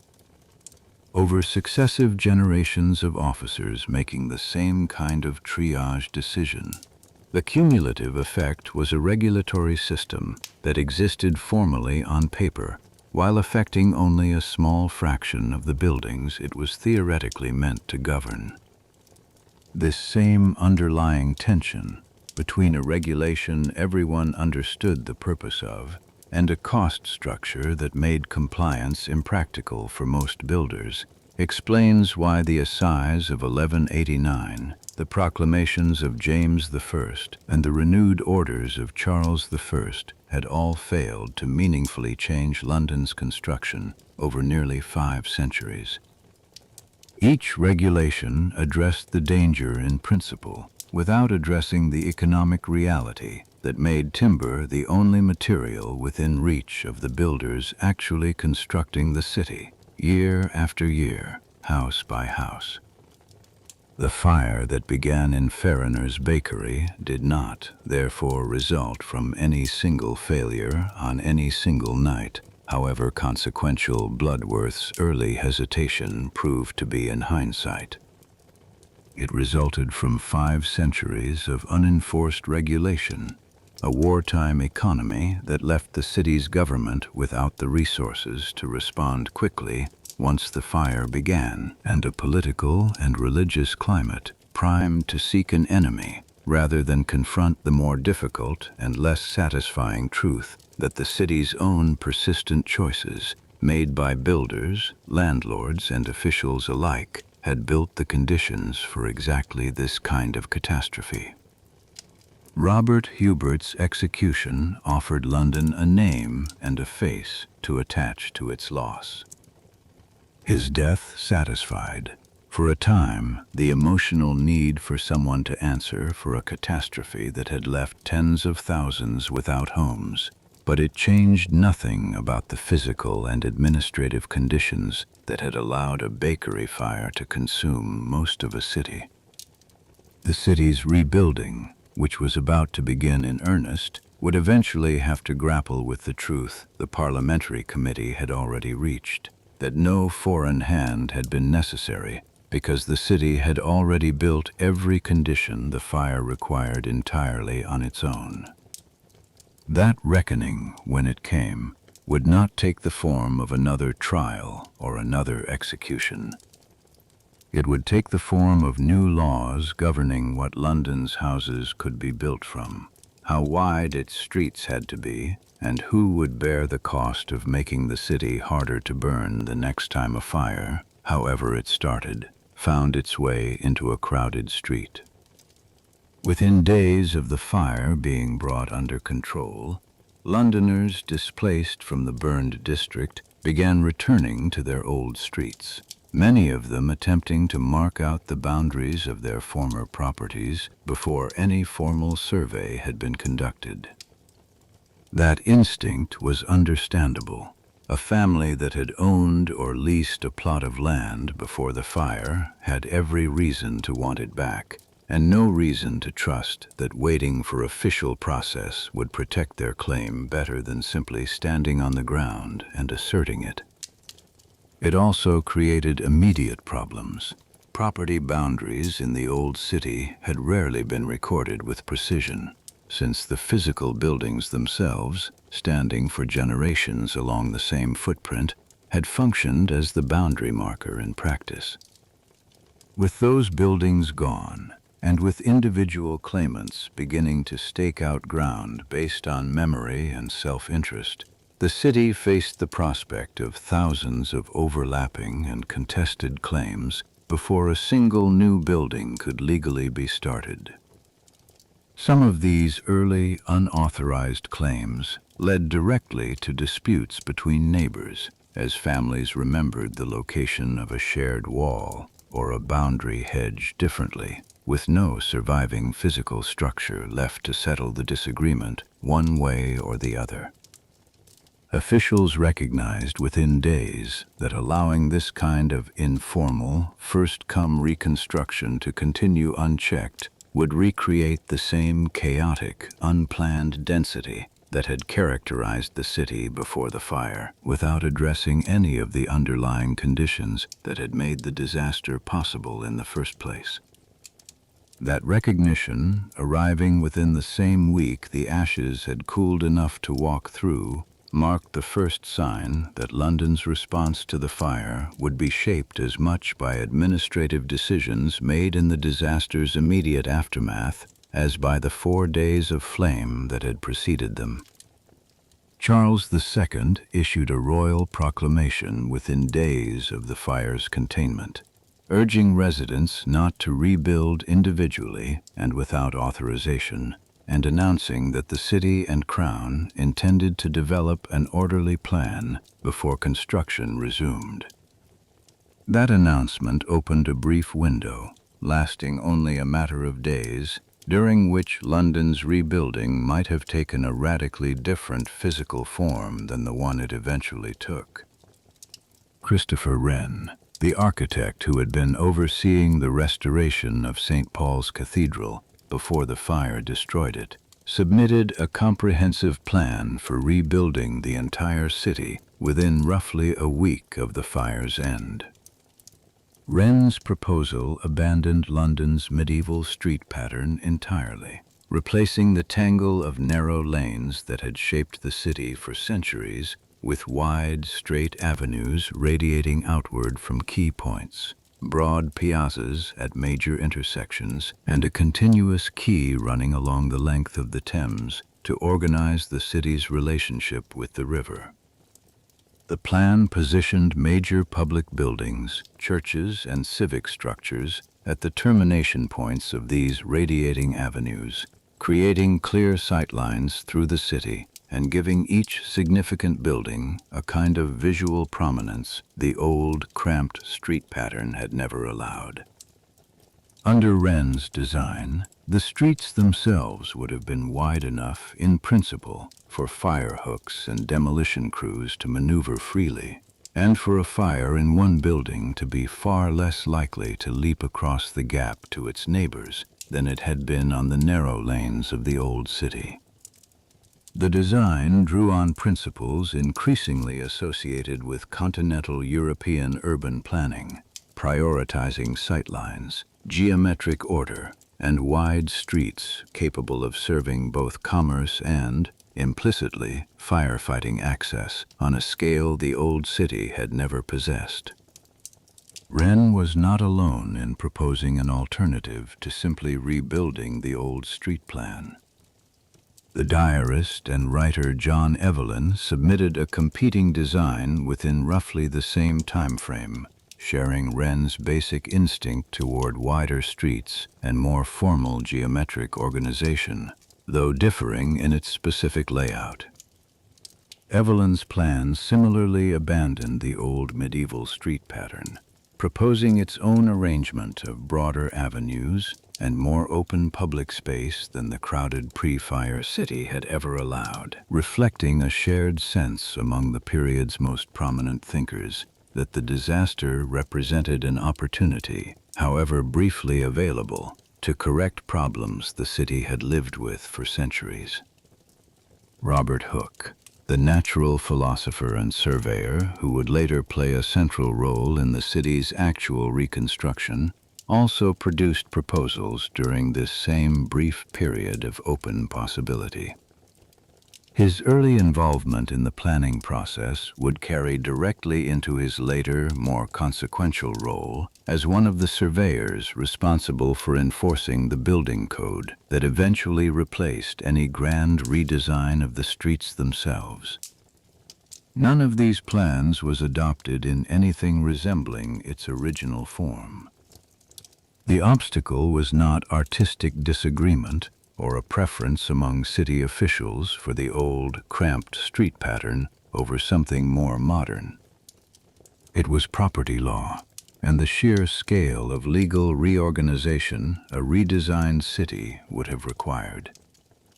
Implementing Wren's plan, or any comparably ambitious redesign, would have meant redrawing property boundaries across the entire burned district, a process that would have required resolving the ownership claims, lease terms, and inheritance disputes attached to every one of the roughly 13,000 destroyed properties before a single new building could be authorized on the new street plan.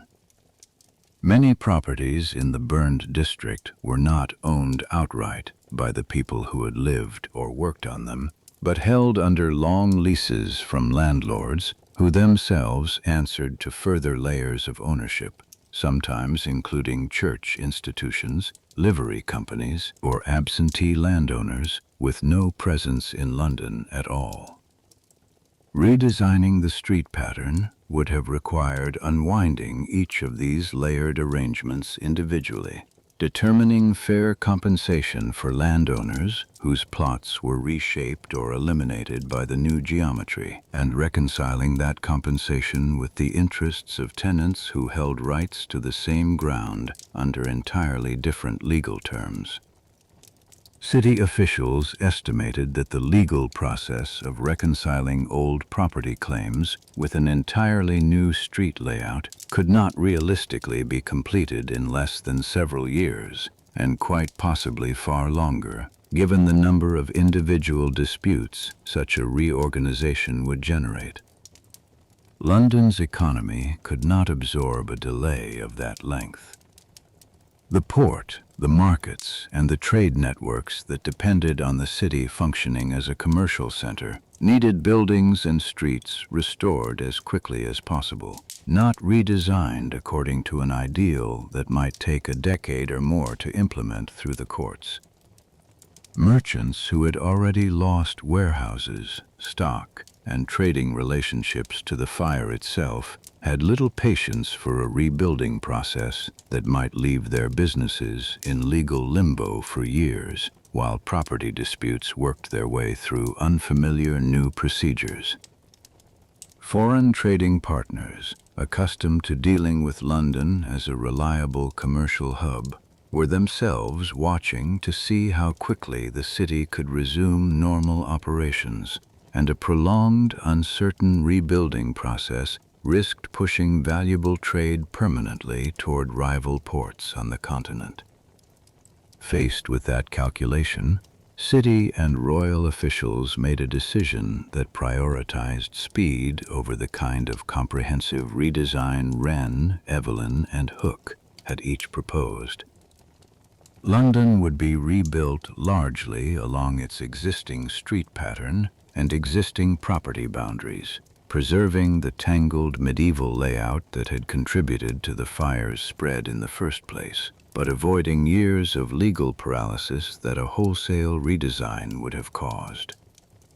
That trade-off, accepted quickly and without extensive public debate given the pressure to act, meant London's rebuilt street plan would remain recognizably medieval in its geography for centuries afterward, a decision still visible in the layout of the modern city's financial district today. What officials could and did change was what the city would be built out of, and how much regulation would govern the materials, dimensions, and construction of the buildings going up along those old, familiar streets. Parliament passed the Act for Rebuilding the City of London in February 1667, less than 6 months after the fire had been contained, establishing the most comprehensive and consistently enforced building code the city had ever attempted. The Act mandated that all new construction use brick or stone for external walls, ending, by law rather than by unenforced proclamation, the timber-fronted construction that had defined London's streets for centuries. Streets were classified into 4 categories, from the narrowest lanes to the principal thoroughfares, with minimum widths specified for each category, and building heights tied directly to which category of street a given building faced. The narrowest category, covering back lanes and minor alleys, still required a width considerably greater than many of the pre-fire streets it replaced, a modest but meaningful improvement even in the parts of the city least affected by the wider ambitions of Wren's rejected redesign. Buildings facing the principal streets were permitted greater height than those on narrow lanes, a provision intended to balance fire safety against the commercial value of street-facing frontage in the busiest parts of the rebuilt city. Overhanging upper floors, the jettying that had brought neighbors close enough to touch hands across a lane and had helped burning buildings ignite the structures across from them, were prohibited outright on any new construction. That single prohibition addressed, directly and by law, one of the specific physical conditions that had allowed fire to leap so easily from one side of a narrow street to the other in September 1666, converting a structural feature the city had tolerated for generations into a violation with real legal consequence. Enforcement of the 1667 Act differed from every previous attempt at building regulation in one critical respect. The city appointed dedicated surveyors, including Robert Hooke among others, whose specific job was to inspect construction as it proceeded and confirm compliance with the new standards before a building could be occupied. Hooke, already established as a natural philosopher with a formal position at the Royal Society, brought a level of technical rigor to the surveying role that the ward officers of previous generations, tasked with fire regulation as only one of many competing responsibilities, had never been positioned to provide. His appointment, and the appointment of the other dedicated surveyors working alongside him meant that compliance with the new building code was checked systematically, house by house, rather than left to the inconsistent and understaffed enforcement that had allowed centuries of earlier regulation to go largely unobserved.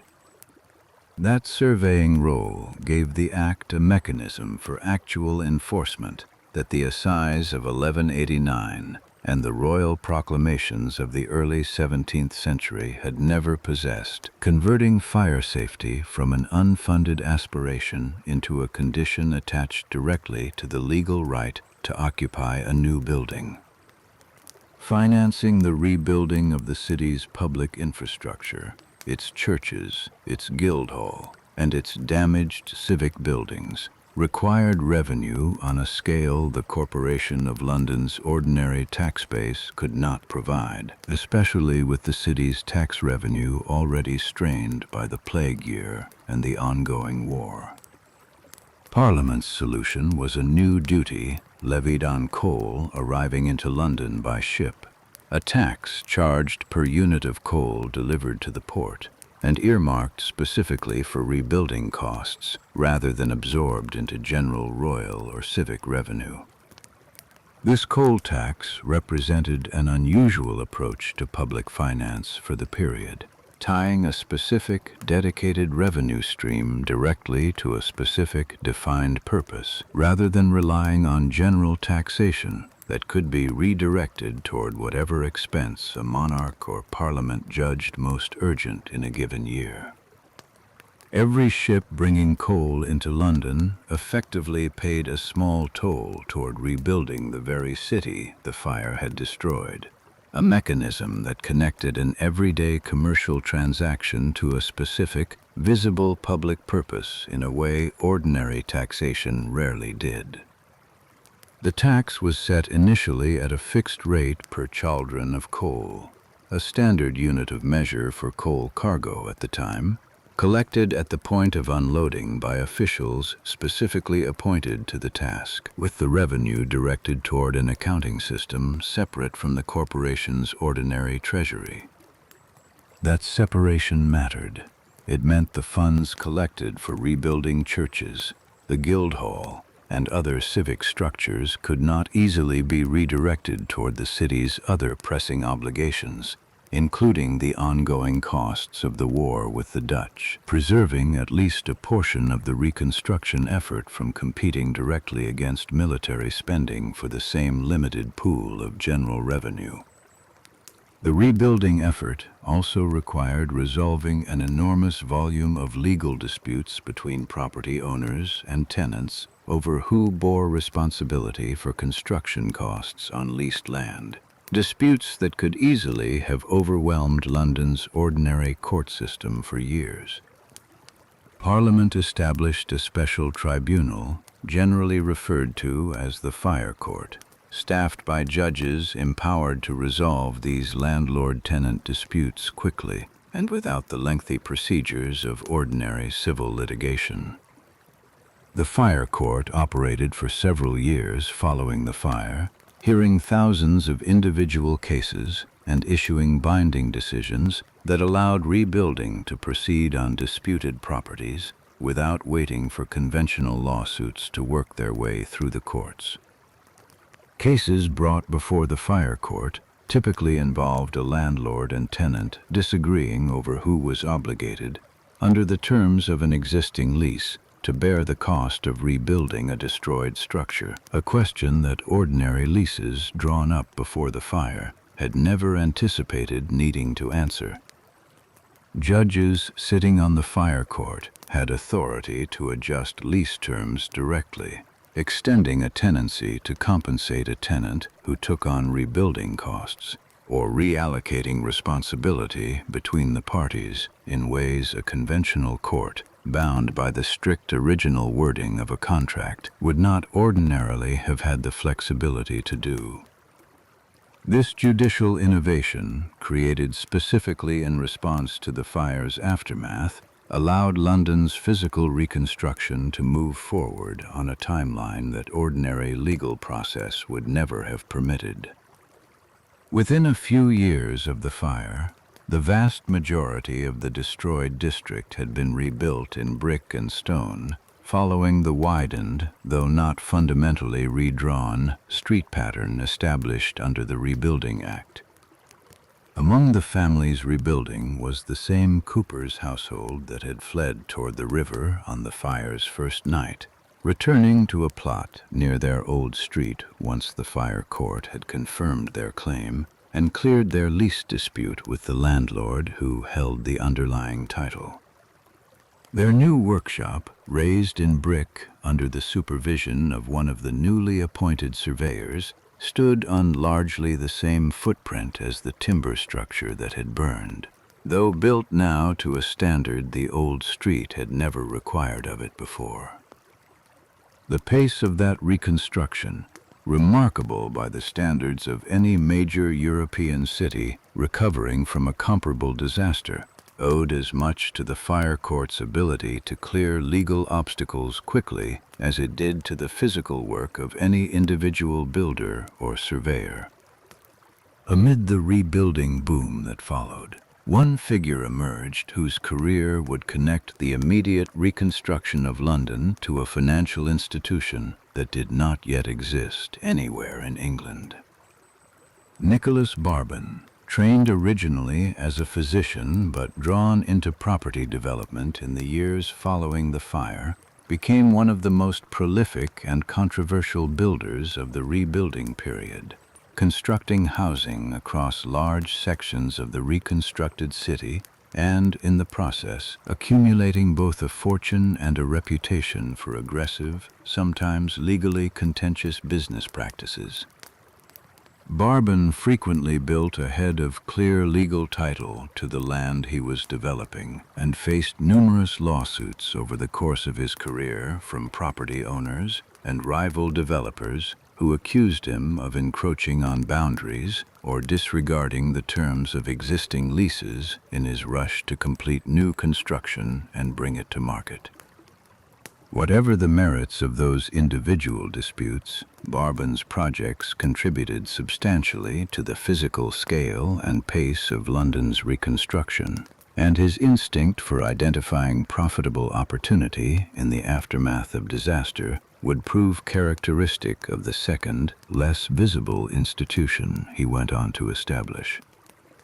Barbon recognized, more clearly than most of his contemporaries, that a city rebuilt with new, expensive brick and stone construction created a new kind of financial exposure for property owners, a substantial capital investment that remained entirely uninsured against exactly the kind of disaster that had just destroyed the previous version of the city. In the years following the main rebuilding effort, Barbon established what became known as the Fire Office, an enterprise offering property owners a formal contractual mechanism to insure their buildings against fire damage in exchange for regular premium payments. The concept required Barbon to solve a problem no one in England had needed to solve at this scale before: how to price the risk of fire consistently enough that a business built on collecting premiums and paying claims could remain solvent, rather than being wiped out by a single catastrophic loss. His approach drew on the brick and stone construction now mandated throughout the rebuilt city, offering different premium rates depending on a building's construction material, a practice that gave property owners a direct financial incentive on top of the legal requirement to build and maintain their properties according to the new fire-resistant standards. That link between construction quality and insurance cost was in itself a new kind of enforcement mechanism, one that operated through market incentive rather than through government inspection, reinforcing the same fire safety goals the Rebuilding Act had established through regulation. It was the first organization of its kind operating in London, and among the first anywhere, built directly on the recognition that a city now filled with valuable brick and stone buildings needed a financial mechanism to spread the risk of losing them, a risk that had, until September 1666, simply fallen entirely and permanently on whoever happened to own the building when disaster struck. Competing insurance offices followed within a decade, drawn by the same recognition that had motivated Barban, and by evidence that his early venture was proving both viable and profitable. The fire office's early business model included something that would shape the practical experience of firefighting in London for the following century and a half. Policyholders' buildings were marked with a distinctive metal plaque, a fire mark, identifying which insurance office covered the property. That system, whatever its later complications, began here in the direct aftermath of a fire that had demonstrated, in the most costly way imaginable, exactly what a city without any mechanism for spreading catastrophic financial risk stood to lose. Insurance offices in the following decades organized and funded their own private firefighting brigades, staffed crews whose primary responsibility was protecting buildings marked with their particular company's fire mark, an arrangement that grew directly out of Barban's original model of tying financial protection to a physical building. That arrangement would remain the primary form of organized firefighting in London for well over a century. A private, insurance-funded system built entirely on the foundation Barban had established in the years immediately following the disaster, long before any public fire brigade existed in the modern sense. The rebuilt city that emerged from this combination of legal reform, dedicated public financing, and a new private insurance industry looked, on its surface, remarkably similar to the one that had burned.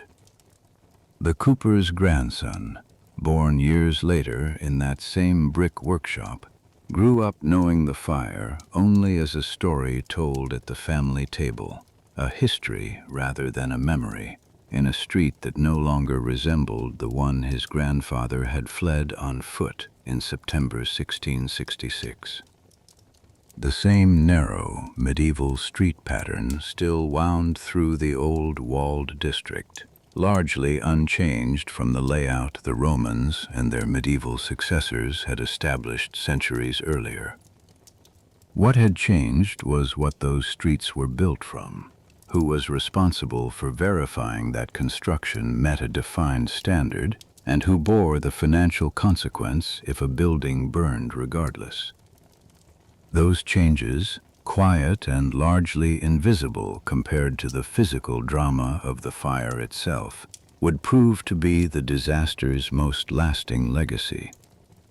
Nicholas Barban's insurance offices and the private fire brigades that grew out of them remained the dominant model of organized firefighting in London for close to 150 years, competing directly against rival companies whose own crews answered only to their own policyholders. That arrangement produced obvious inefficiencies. Multiple brigades might arrive at the same fire, uncertain whether the burning building belonged to any of their respective policyholders, and coordination between rival companies' crews was inconsistent at best, particularly in the chaotic first minutes when a fire's scale was not yet clear. Accounts from the 18th century describe instances in which crews from different insurance offices arrived at a burning building and delayed action while attempting to determine, from the fire mark alone, whether the property fell under their company's coverage. In the most extreme version of this problem, a fire could be left to burn for critical minutes while brigades sorted out jurisdiction, a direct and costly inefficiency built into a system designed around private commercial coverage rather than public safety as its primary organizing principle. By the early 19th century, the limitations of this fragmented system had become apparent enough that the major London insurance offices agreed to consolidate their separate brigades into a single organization. In 1833, These companies formed the London Fire Engine Establishment, placing firefighting under unified professional command for the first time since the private brigades had first emerged from Barbin's original model. James Braidwood, appointed to lead this new organization, brought formal training and standardized procedure to a role that had, for a century and a half, been organized primarily around protecting specific insured properties rather than fighting fire as a general public service.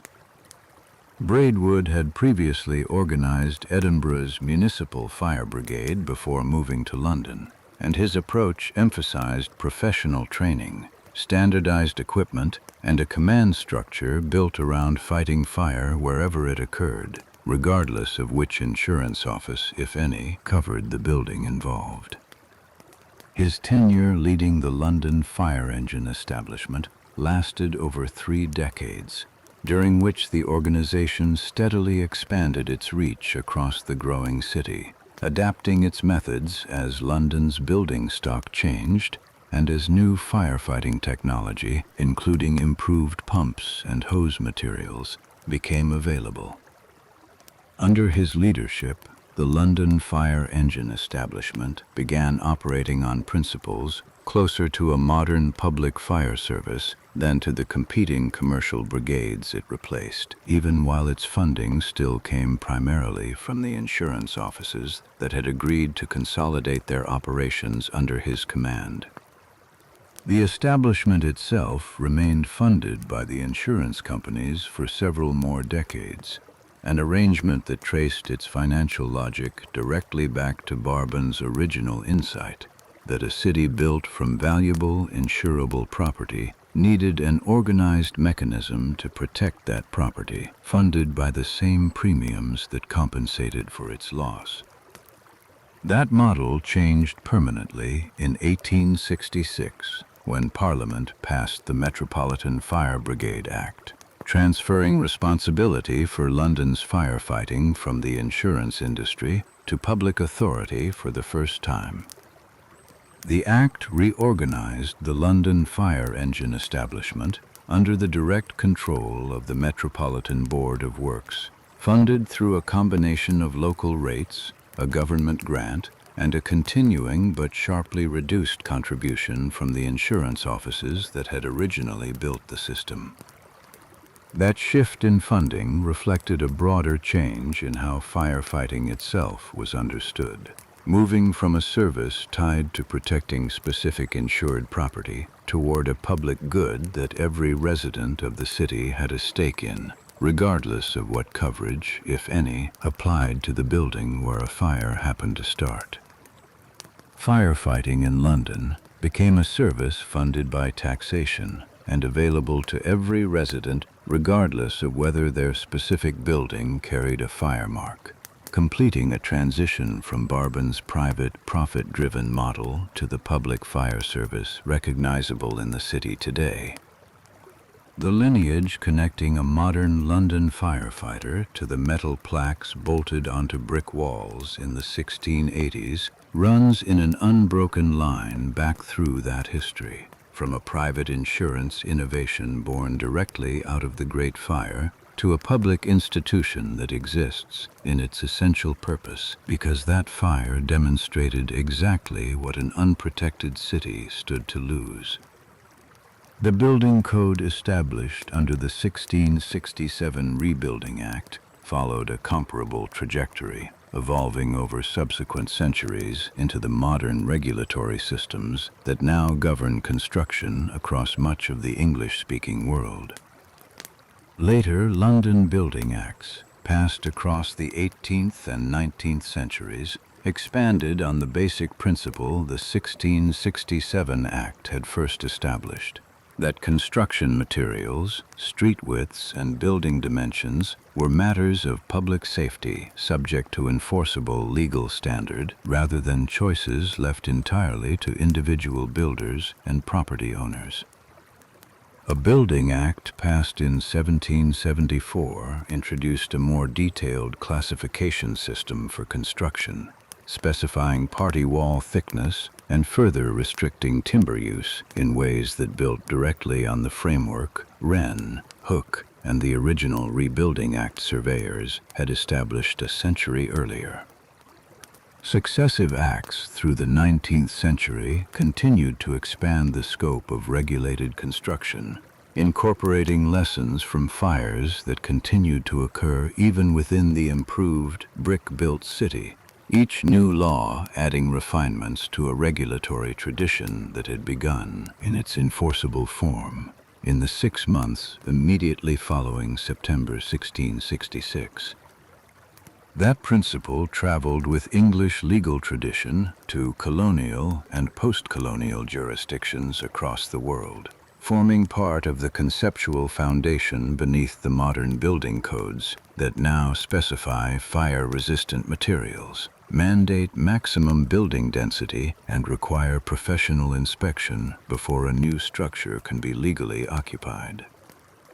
A contemporary building inspector verifying that a new structure meets fire resistance standards before signing off on its occupancy is performing a function with a direct institutional ancestor in the Surveyors' Parliament, appointed in 1667, tasked with confirming that London's rebuilt houses met the new standard of brick and stone before residents could move back in. That lineage extends beyond London itself. English colonial administrators carried the basic legal framework of enforceable building codes to territories across the British Empire, and the common law tradition underlying that framework continued to shape construction regulation in former colonies long after those territories became independent nations. Building codes in the United States, though developed independently in many respects and shaped by their own catastrophic fires, including major urban blazes in Chicago and elsewhere in the 19th century, share a conceptual ancestor with London's 1667 Act, in the basic premise that government has both the authority and the obligation to specify minimum standards for construction in the interest of public safety, a premise that was itself novel and contested when Parliament first applied it to London's rebuilding. Modern fire codes specify not only building materials, but exit routes, sprinkler systems, and maximum occupancy limits, addressing categories of risk the framers of the 1667 Act never anticipated, since sprinkler technology and detailed occupancy science did not yet exist. The underlying logic connecting these modern requirements to the earliest London building acts remains consistent across 3.5 centuries, that the choices individual builders and owners might otherwise make on the basis of cost alone carry consequences for people who never had any say in that choice, and that consequence justifies enforceable public standard rather than reliance on private judgment. The insurance industry Barbon founded followed its own trajectory outward from London, spreading across Britain and then internationally as merchants, colonial administrators, and eventually manufacturers in other nations recognized the same underlying problem Barbon had identified, that valuable, fixed property carried a risk no individual owner could fully absorb alone, and that risk could be managed by spreading it across a large pool of policyholders paying regular premiums.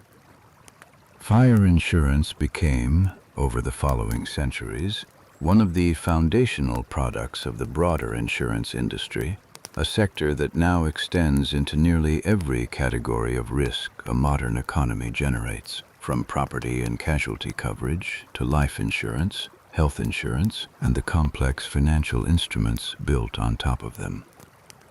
That expansion happened gradually as merchants and financiers in other sectors recognized that the same basic principle Barbon had applied to fire risk pooling premiums from many policyholders to cover the losses of the few who actually suffered a claim could be adapted to nearly any category of predictable, quantifiable risk. Maritime insurance, protecting ships and cargo against loss at sea, had actually predated Barbon's fire insurance by several centuries in some forms, but the London fire insurance market that grew out of the Great Fire helped normalize the broader practice of formal, contractual risk pooling within England specifically, at a scale and level of public visibility it had not previously achieved. The mathematical tools that make modern insurance possible, actuarial tables, probability models, and the statistical analysis of large populations to predict rare but costly events, developed gradually over the centuries following Barbon's initial venture, but they all address the same underlying question his fire office first attempted to answer commercially. How much should a given policyholder pay today to be protected against a loss that might or might not happen tomorrow? Modern reinsurance markets, in which insurance companies themselves purchase coverage against the risk of an unusually large number of simultaneous claims, extend this same logic to a global scale, spreading the financial risk of catastrophic events, hurricanes, earthquakes, and yes, still, large fires, across international markets in a way that would have been unimaginable to Barbon, but that operates on principles he would likely have recognized immediately. Every one of those products rests on the same basic mathematical and financial logic Barbon first applied to burned-out London property in the years following 1666. That risk, properly priced and pooled across enough participants, becomes a manageable and predictable cost rather than an unbearable, catastrophic one. Not every consequence of the fire's aftermath faded quietly into modern institutions. Some remained visible, carved directly into the city's stone, for far longer than the truth they contradicted. In 1677, Christopher Wren and Robert Hooke completed a monument near the site of Farriner's Bakery, a stone column rising above the surrounding rooftops, designed to commemorate the fire and mark the location where it had begun. The column stood over 200 feet tall, its height chosen to represent the exact distance from its base to the spot on Pudding Lane where the fire had started. A piece of deliberate symbolic engineering typical of Wren's approach to commemorative architecture elsewhere in his post-fire career. An observation platform near the top offered a view across the rebuilt city, and for the London residents who climbed its interior staircase in the years after its completion, that view showed a skyline transformed by the same building code that had grown directly out of the disaster the column was built to commemorate. Some years after its completion, during a period of renewed anti-Catholic hysteria in English politics driven by unfounded allegations of a broader conspiracy against the Crown, an inscription was added to the monument's base, attributing the fire directly to a Catholic plot, describing it in terms that echoed the same conspiracy theory the parliamentary committee had formally investigated and rejected within months of the disaster itself. That later addition arrived during the same wave of political panic that had, decades earlier, provided the emotional backdrop for Robert Hubert's rapid trial and execution, a demonstration that the underlying suspicion the fire had first stirred up in 1666 had never fully disappeared, only receded until a new political crisis gave it fresh justification to resurface. The inscription's language was explicit and unambiguous, naming the fire's cause in terms that left no room for the accidental explanation the parliamentary committee had already established as the official record, a direct public repudiation of the government's own prior investigation. carved permanently into one of the city's most visible monuments. That inscription remained on the monument, visible to every Londoner who passed beneath it for well over a century, a physical, permanent contradiction of the government's own official finding standing in stone at the center of the city. Visitors climbing the monument in the 18th century and residents passing it in the ordinary course of daily business would have read, in carved letters at its base, an accusation that Parliament's own investigating committee had formally rejected as baseless barely a decade after the fire itself. Alexander Pope, writing decades later, referenced the inscription in verse critical of what he saw as the city's willingness to let a monument to a real disaster carry a false explanation of its cause, an early and prominent voice objecting to the gap between the monument's claim and the historical record. It was not removed until 1830, when changing political and religious attitudes finally made the false accusation embarrassing enough to warrant erasing it from the monument that had carried it for generations. The decision to remove the inscription followed broader legislative changes extending civil rights to Catholics in Britain during the same period, a shift in political climate that made the monument's continued accusation increasingly at odds with the government's own contemporary policy, rather than merely its historical findings. Workmen chiseled the offending words from the stone in 1830, leaving a visible scar in the base of the column where the inscription had once been, a physical trace of the correction that remains faintly legible to visitors today, alongside the surrounding text that survived unaltered. The gap between 1667, when a parliamentary committee concluded the fire was accidental, and 1830, when the monument finally stopped asserting otherwise, spans over 160 years, a length of time roughly equal to the entire history of the United States as an independent nation. That says something the rest of this account has tried to demonstrate through cause and consequence, rather than through commentary.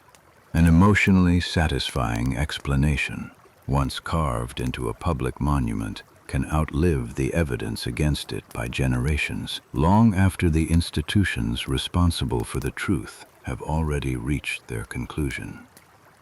The monument still stands today, near the northern end of London Bridge, close to where Farriner's Bakery once stood on Pudding Lane. It remains one of the tallest freestanding stone columns in the world, a status it has held since its completion, and it continues to serve as both a tourist attraction and a working landmark by which Londoners still sometimes orient themselves in a district whose street pattern has changed only incrementally since the Rebuilding Act first fixed its basic shape.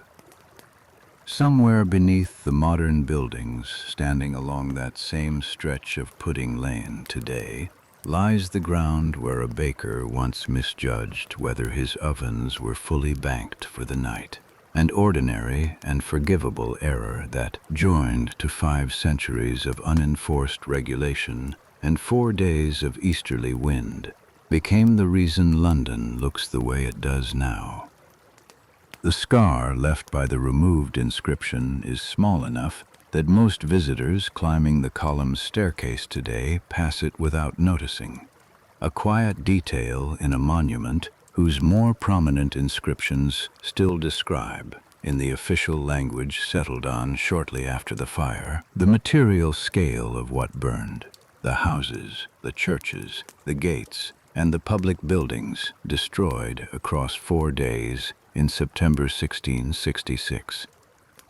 Visitors who climb its interior staircase today can look out over a city whose street pattern in the oldest districts still follows the same medieval lines that shaped London before September 1666. narrow by the standards of any modern city planned from scratch, but no longer built from the timber and thatch that let an ordinary bakery fire grow into the worst catastrophe the city had ever recorded. The brick and stone that replaced those older materials, mandated by a law passed within 6 months of the fire's end, still stands throughout the historic core of London, a physical record of the single specific decision that most directly addressed the conditions the fire had exploited. Some of the oldest surviving buildings from the immediate rebuilding period remain standing today, their brick facades and regulated proportions a direct, tangible link to the surveyors who once walked the same streets, confirming compliance with a code written in direct response to catastrophe. Every fire code inspection carried out today, in London and in cities built on legal traditions descended from it, traces its basic logic back to a parliament that decided in February 1667 that a city's builders could no longer be trusted to make that choice on their own. That basic premise, that public safety in construction requires enforceable standard rather than voluntary compliance, has been tested and reaffirmed repeatedly across the centuries since, in every jurisdiction that has had to decide, after its own disaster, whether cheaper construction or safer construction should take precedence going forward. Every insurance policy protecting a home or business against fire traces its basic logic back to a physician-turned-property developer who recognized, in the ashes of a burned city, that risk itself could be measured, priced, and shared. A homeowner today paying an annual premium calculated in part by the fire resistance of their building's construction materials is participating, without necessarily knowing it, in a system whose founding logic was worked out on the streets of rebuilt London by a man whose earlier medical training gave him no obvious qualification for the insurance business he ultimately created. That connection, spanning more than 3 centuries and an ocean in many cases, illustrates something particular about how catastrophic events produce institutions, not through any single moment of deliberate design, but through the accumulated, practical responses of people solving the specific problems the disaster left directly in front of them.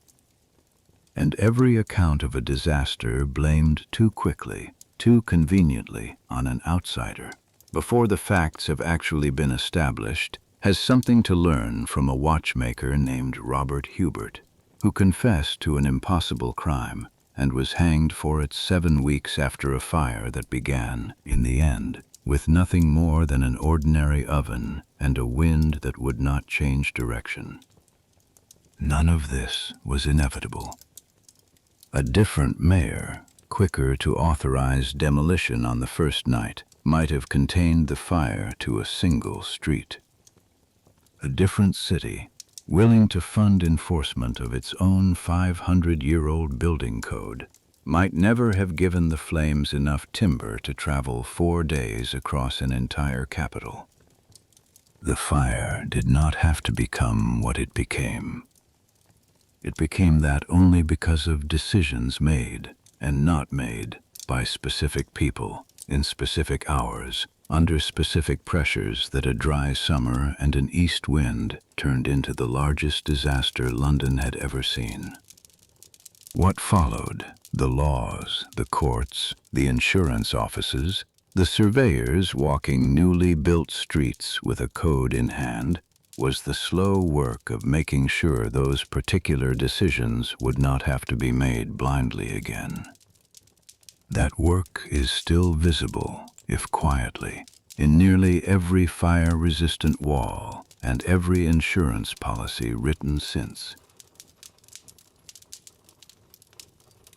This has been Quiet History at Bedtime. If you found value in this story, a subscribe, a like, or turning on notifications helps this channel keep telling the histories that go untold.